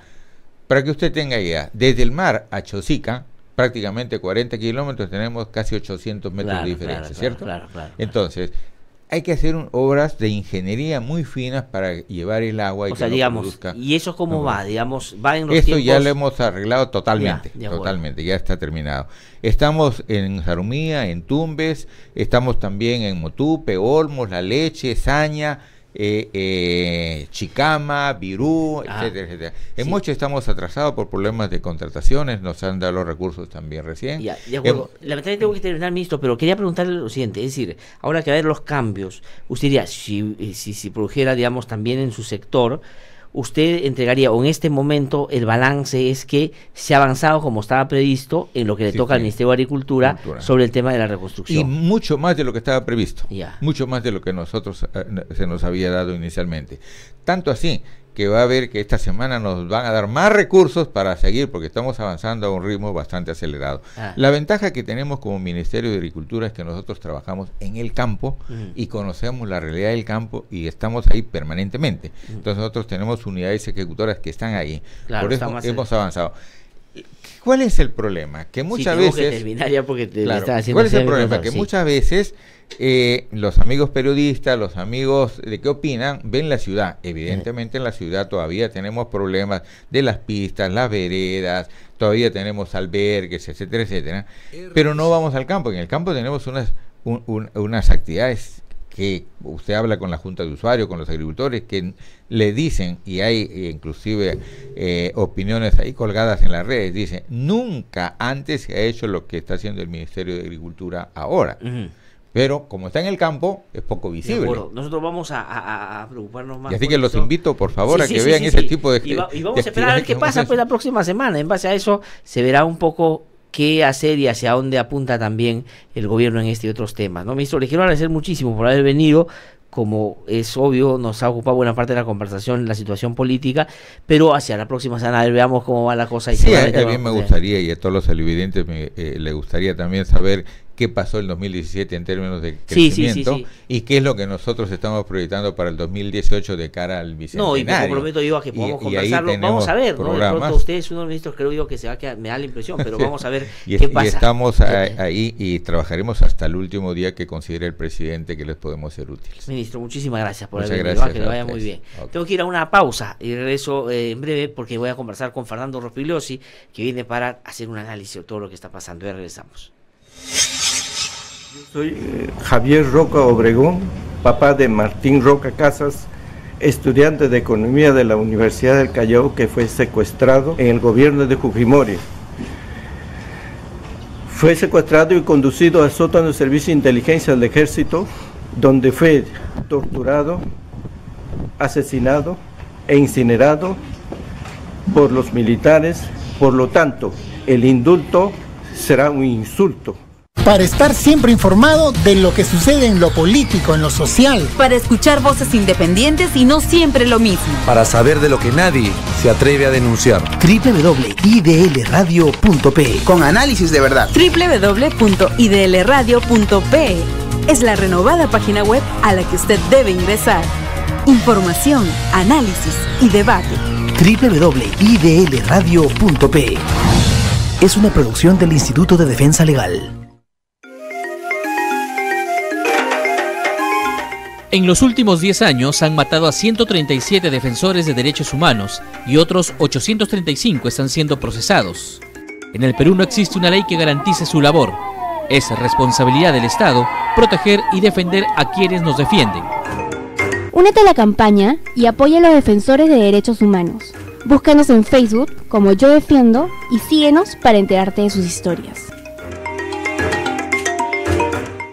RBC 104.7, la otra forma de vivir.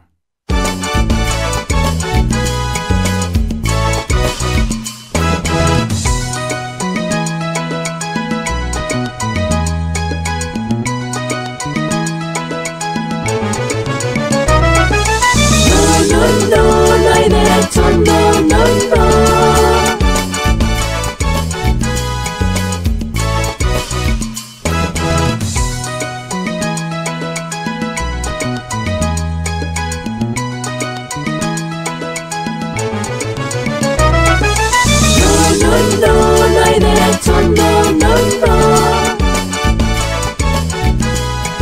Son las 8:28 de la mañana, estamos de vuelta aquí en No Hay Derecho. Anuncié antes de irme a la pausa, está con nosotros Fernando Rospigliosi, que ustedes lo conocen bastante bien, es una persona que más conoce los temas de seguridad, ha sido ministro, es analista político, además, pero yo quiero, digamos, porque ahora hay un montón de analistas políticos, yo de verdad quiero diferenciar, conozco a Fernando hace muchísimos años, sigo su análisis, a veces no he compartido con él algunas opiniones, pero digamos es serio y creo que contundente en sus afirmaciones, y ha tenido la gentileza de venir esta mañana para hacernos una reflexión, análisis de lo que está pasando. Fernando, ¿cómo estás? Gusto de saludarte, buenos días. Hola, Glacher.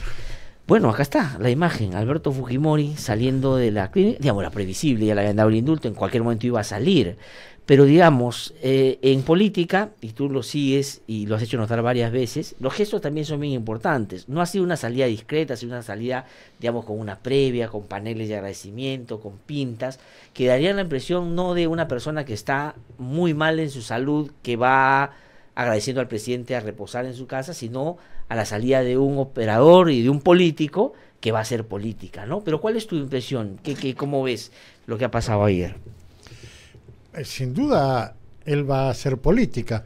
El indulto humanitario, el indulto médico, como ha dicho el presidente Kuczynski, no es tal. O sea, Alberto Fujimori tiene 79 años y tiene problemas de salud, sin duda, como una persona de esa edad con hipertensión, etcétera, pero no está en una situación de extrema gravedad ni mucho menos. Eso ha sido un cuento que ha contado el gobierno, el presidente Kuczynski, para justificar su negociado político con el sector albertista del fujimorismo que le permitió sobrevivir a la vacancia. Entonces, el asunto es que Alberto Fujimori ha tenido que prorrogar su estancia en la clínica para justificar esta historia del indulto médico.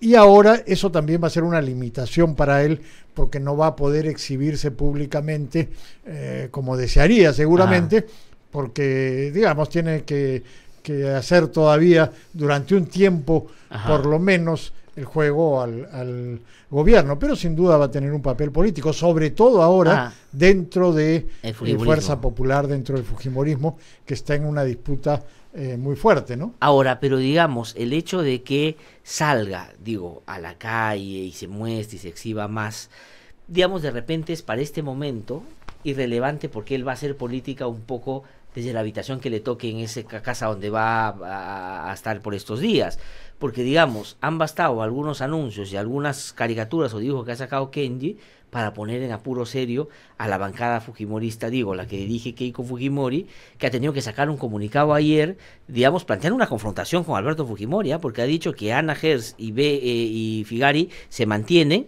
y ha dicho que ninguno fujimorista o miembro de Fuerza Popular debe participar en el gobierno, como diciendo que si lo hace Kenji con su gente es otro fujimorismo. Sí, claro. Y además en ese comunicado también saludan la liberación de Alberto Fujimori, pero dicen que estuvo mal hecha. Sí.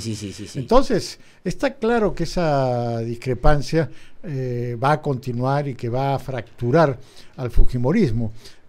Hoy día se han publicado algunas fotos de unos carteles inmensos que ha sacado Kenji, donde le agradece a PPK, pero él se pone en el cartel, al lado del papá, y ayer también se ha visto eso claramente. Es Kenji quien acompaña a Alberto cuando sale de la clínica, se toma selfies con él, se toma videos con él, y después Keiko va corriendo y también se toma una foto con él y la publica. Entonces ahí todos lo están tironeando, porque ellos saben que Alberto sin duda tiene influencia en la masa fujimorista, pero dentro del partido y de la bancada, quien tiene todavía el control es Keiko, y eso es muy importante, y creo que de ninguna manera ella lo va a soltar, por lo menos no por las buenas. Entonces ya hoy día también hay expresiones de ambos bandos en la prensa en que muestran claramente que esa disputa sigue. Probablemente Kenji y Alberto logren arrebatar a algunos congresistas más a Keiko, pero también seguramente ella va a mantener todavía la mayoría, ¿no? Y después viene la pelea por el partido, por los comités, por las directivas y por los candidatos para las elecciones municipales y regionales. Entonces esta pelea va a ser muy fuerte. Una ventaja que tiene Keiko es que es más fácil ser oposición a un gobierno desprestigiado y desacreditado como el de Pedro Pablo Kuczynski, que ser un aliado como está haciendo Alberto y Kenji, ¿no? Como debería, digamos, en las próximas horas expresarse en, ¿tú crees, este gabinete o lo que va el presidente de la República a proponer como el pacto o la base de un acuerdo más político? Porque claro, yo también pienso lo mismo, es decir, ¿quién se va a estas alturas juntar con un gobierno? Por ejemplo, todas las otras agrupaciones políticas a las que Kuczynski les mintió han dicho ni nos toques la puerta, ¿no? Ninguno va a ir contigo.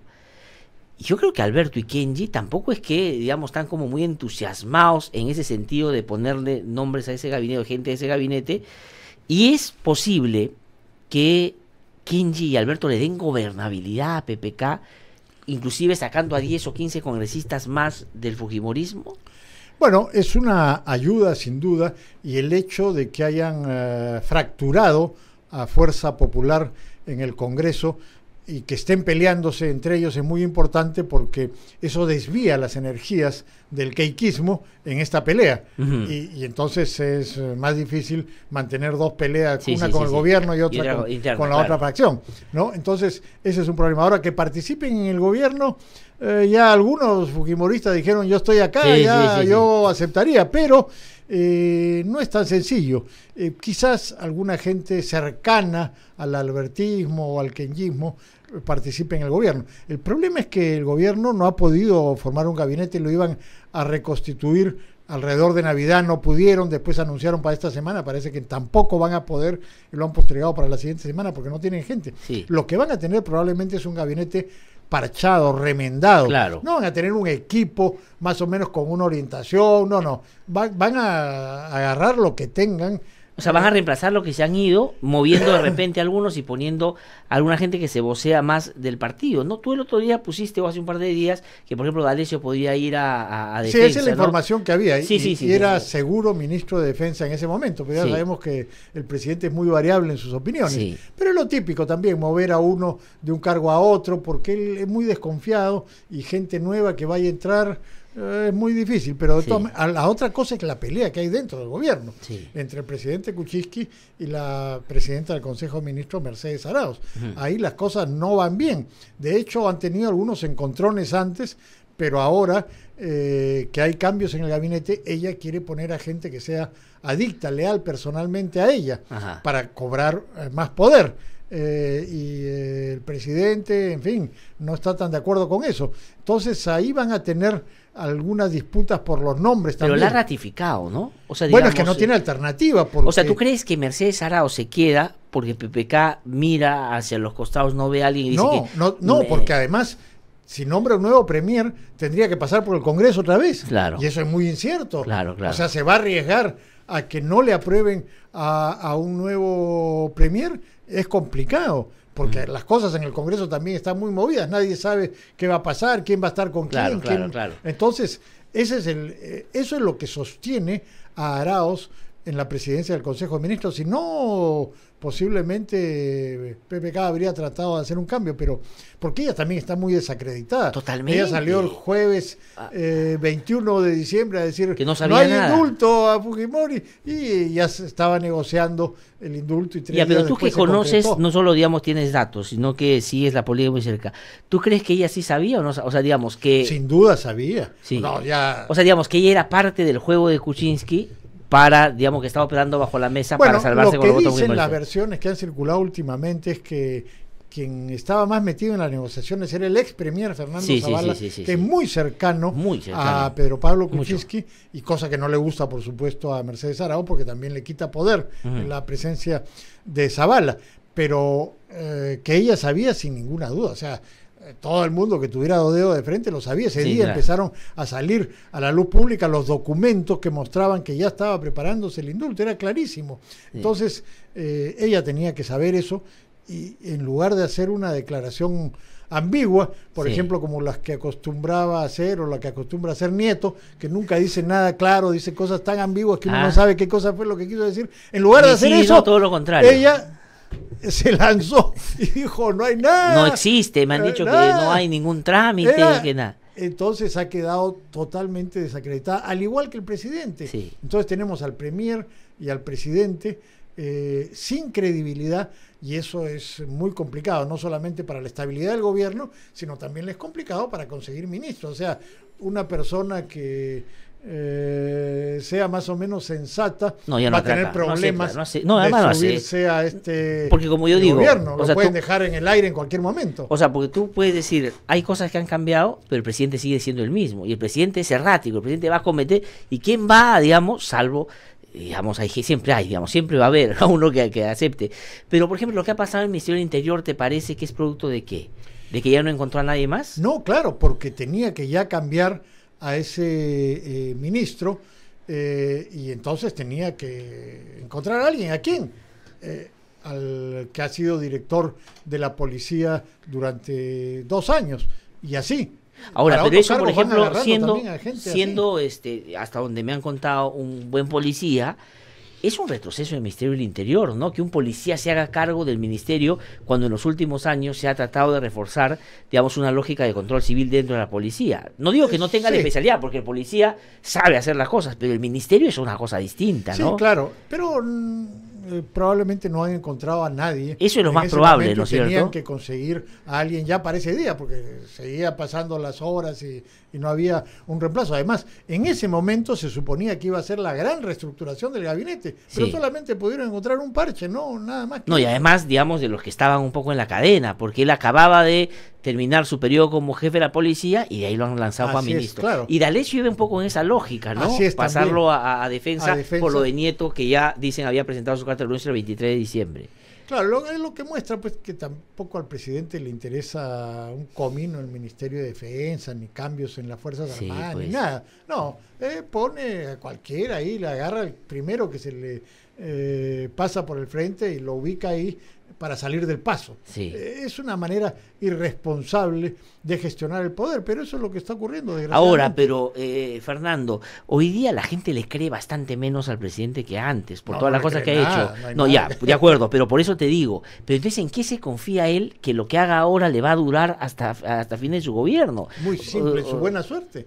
Ya, O pero sea, la esa- suerte lo ha acompañado toda su vida y ahora, después de esto, donde estaba ya al borde de la vacancia y se salvó, ha reforzado en él esa idea y ahora confía en que viene el Papa, en que hay un mundial, en que hay elecciones regionales, en que la economía va a crecer y que todos los problemas se van a solucionar. Ajá. Entonces, tiene esa ¿Y te parece correcta idea. esa lectura en términos de que tanta suerte va a tener? Porque va a depender no. de lo que a los otros les convenga también. No, O no, sea, el yo creo Fujimo- que no, porque lo que no ha habido en el último tiempo, y ahí se equivocaron los fujimoristas al plantear la vacancia en esas condiciones, ha sido movilización en las calles.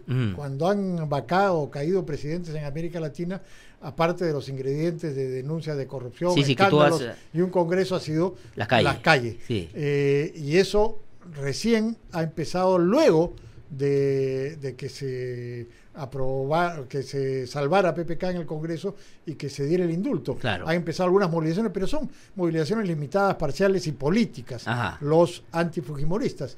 Pero el asunto es que si es que este año, después de la visita del Papa, probablemente tenemos movilizaciones sociales, ya por descontento popular, por la reconstrucción, por los problemas económicos, por lo que sea, y eso se superpone con movilizaciones políticas como las que han habido y van a seguir Sí. habiendo, entonces ahí sí la situación se le va a complicar, y ahí nuevamente en ese escenario, si es que se produce, ahí sí nuevamente puede plantearse La vacancia. La vacancia, claro. No, y ahí, digamos, inclusive el sector fujimorista que hoy lo apoya, viendo qué tan movida está la cosa, puede decir, oye, hemos ayudado hasta donde hemos podido, pero esto ya es No, ahí cuando inaceptable. ocurre eso, cuando hay gente en las calles, ahí viene la estampida. Sí, Todos sí, se sí, pasan sí, a la sí. oposición, Claro, los congresistas claro. se pasan a la oposición. Siempre Nada más en un contexto ocurre electoral eso. como el municipal regional, Claro. donde la gente va a querer capitalizar un poco también ese descontento que hay con algunos temas, ¿no? Sí, así es. Vamos a ver qué ocurre entonces, pero la situación no está ni mucho menos resuelta, ¿no? Eso Ah, va a continuar y también dependerá,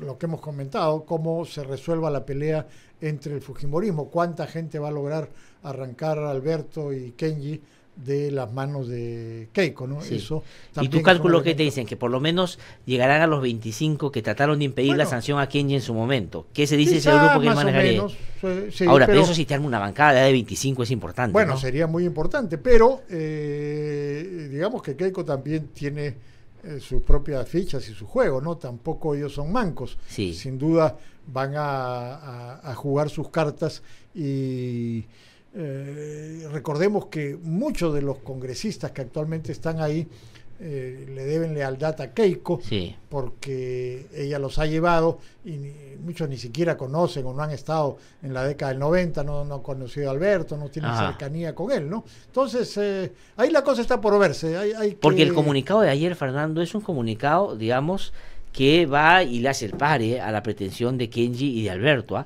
Porque Claro. dice, de varias cosas, ya, saludamos que lo hayan sacado, nos parece bien, pero no debió hacerse de esa manera. O sea, Así cuestionan que es un pacto bajo la mesa. Segundo, ratifican a Ana Vega y a Figari. Claro. Y tercero, lo que dicen es ninguno de nosotros va a apoyar ese gobierno. Claro. O sea, digamos, es una muestra, me imagino, de que Keiko ha hablado con su grupo y les ha dicho, oye, o acá o allá, pero de una vez, y bajo de alguna manera, alguna certeza, ha salido con pronunciamiento así, ¿no? Parecería. Así es. Lo de Vega y Figari es importante porque Kenji publicó esa caricatura con una lista, él con una espada, todo ensangrentado. Claro, los Kill Bill, sí. Y la lista era, ahora son estos, pero después vienen otros. Sí. Ese ha sido, creo, un error de él, se ha apresurado, porque obviamente la gente que está alrededor de Keiko dice, caray, la cosa no es solamente con Vega y con Figari, nosotros venimos después, nos van a liquidar. Entonces eso la ha ayudado a ella, o la debe estar ayudando a cerrar filas, a cohesionar su grupo, decirle, mire, si los otros ganan, nos van a cortar la cabeza a todos. Entonces, y ella obviamente sabe que si empiezan a sacar a su gente cercana, finalmente a ella la van a dejar en el aire. Sí, pero hay dos cosas que no sé, a mí me llaman la atención y te quería preguntar. Una primera, Kenji, digamos, en conversación con su padre, pone la puntería en Ana Vega y Figari, está clarísimo. Sí. Pero, por ejemplo, a Joaquín Ramírez no lo menciona, y Joaquín Ramírez, digamos, muchos le deben la vida política a Joaquín Ramírez por la plata que puso también. De hecho, varios se hicieron protagonistas del fujimorismo por Joaquín Ramírez. A él ninguna crítica. Y lo segundo, te quería preguntar sobre cuánto va a pesar el caso Lavallato en este desenlace, porque el presidente está recontra comprometido. El fujimorismo, ya digamos, hay un fiscal ahí que está que le pisa los talones, y parece inclusive que las movidas que hay en el Poder Judicial son para evitar que gente como Carguancho vea los casos cuando pidan medidas restrictivas de Keiko y Alan García. Pero sobre eso, por ejemplo, Kenji ha salido a poner las manos al fuego por su hermana.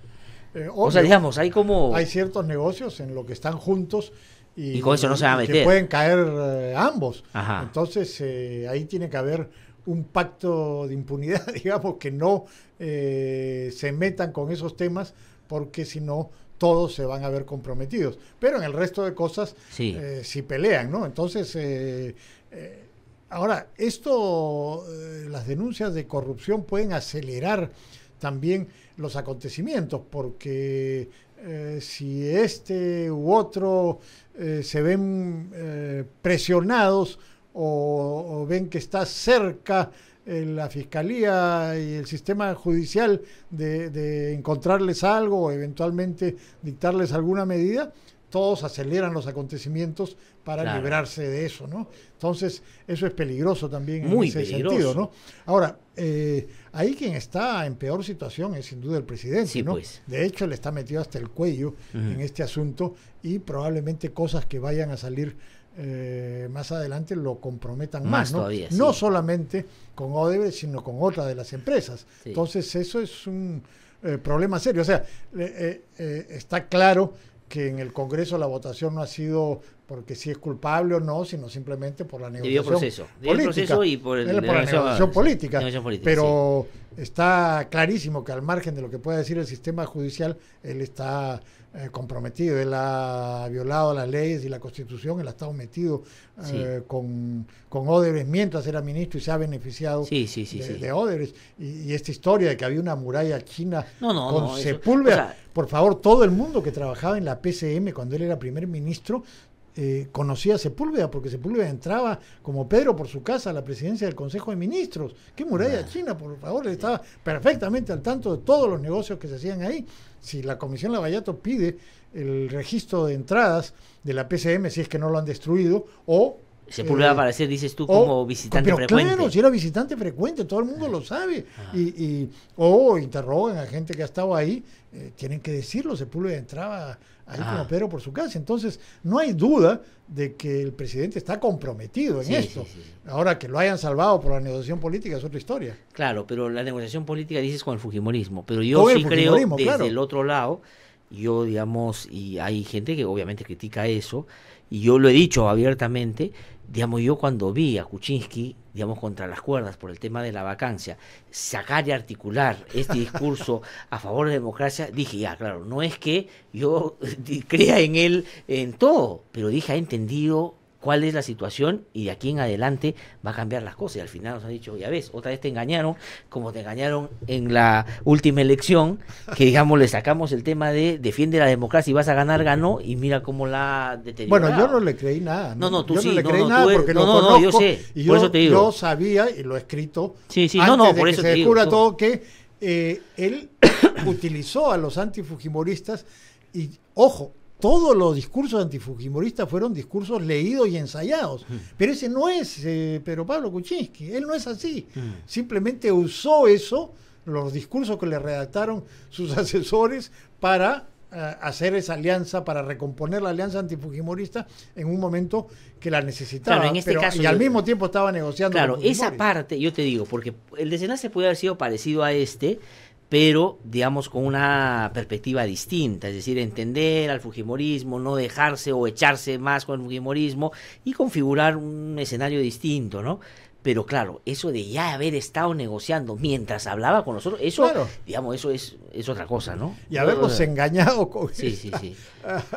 Con este desparpajo, decirle, no pasa nada, cuando olvídate. Ya estaba a las puertas. No, yo he conversado con gente que ha hablado con él la mañana, en la mañana del día que dio el indulto, y les dijo, no va a haber nada.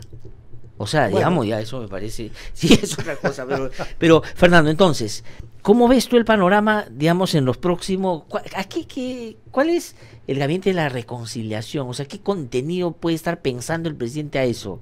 No, yo creo que eso es un cuento, es una historia que nos están contando para tratar de justificar el indulto y la alianza con el albertismo. No hay ningún gabinete de reconciliación, lo que hay es un gabinete parchado y remendado con la gente que puedan encontrar en el camino, porque el único grupo con el cual podrían formar un gabinete es con el albertismo kenyismo, pero ellos supongo que también van a tener sus limitaciones para subirse ese carro.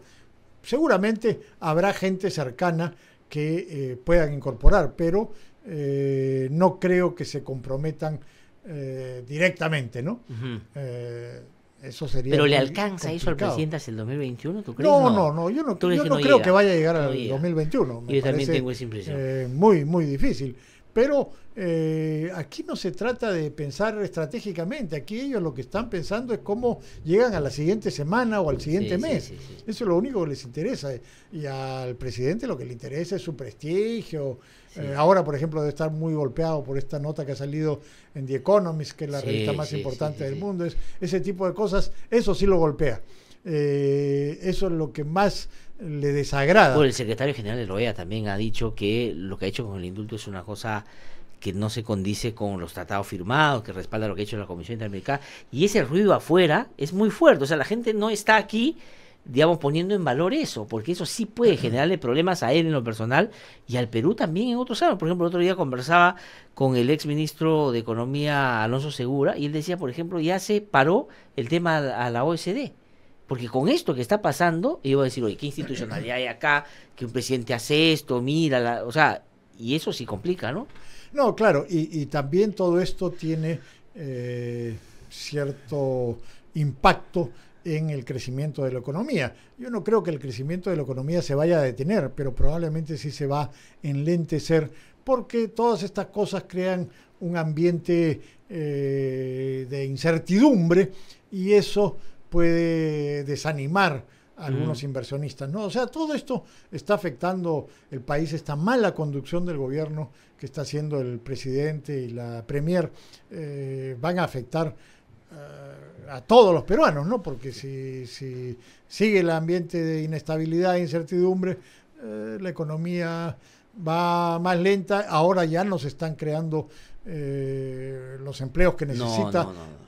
O sea, la cifra macroeconómica crece, pero no llega todavía abajo, ¿no? En creación de empleo, en aumento de ingresos. No, y además la gente cuando le pregunta, solo la pregunta, o la respuesta a la pregunta, ¿tú crees que este presidente va a llegar a sus 5 años? Y la respuesta es creo que no, que ese es, digamos, el promedio de lo que te dice toda la gente que sigue estos temas.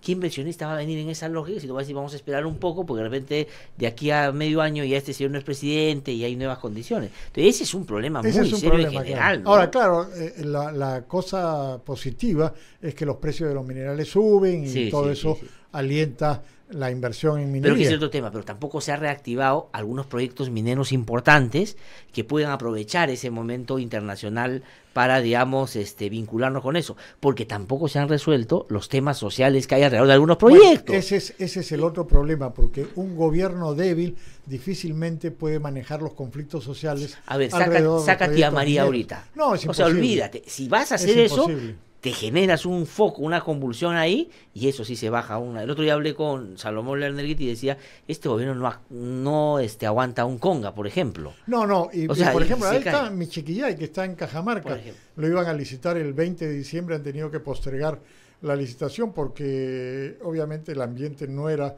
propicio para eso, ¿no? O sea, en conflictos sociales el gobierno no ha tenido en la última etapa que afrontar ninguno serio, pero tampoco es que pueda sacar adelante alguno de estos proyectos que están ya cuestionados, ¿no? Sí. Vamos a ver, hay otros que no están cuestionados y que eventualmente pueden salir en zonas que no son tan conflictivas, ¿no? Pero en el caso que tú mencionas, por ejemplo, te llamaría muy olvídate, difícil, ese debió desde el comienzo trabajarse para, digamos, viabilizar, y creo ser un ejemplo en el que sí se podía compatibilizar la agricultura con la minería, como pasa en algunos otros países. Pero claro, no se ha hecho nada y ahora se va a querer impulsar, va a haber conflicto, y eso sí, nadie le va a ayudar al gobierno a parar.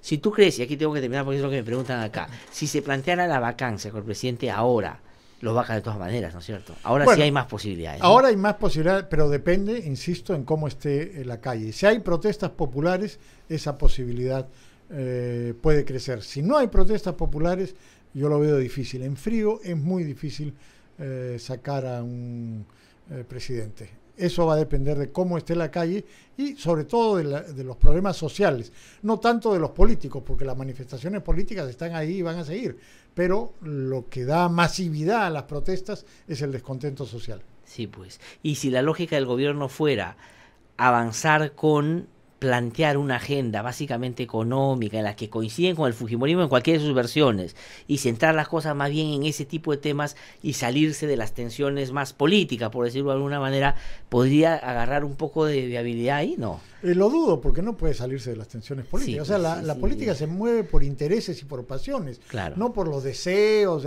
todos somos hermanos, no vamos a reconciliar.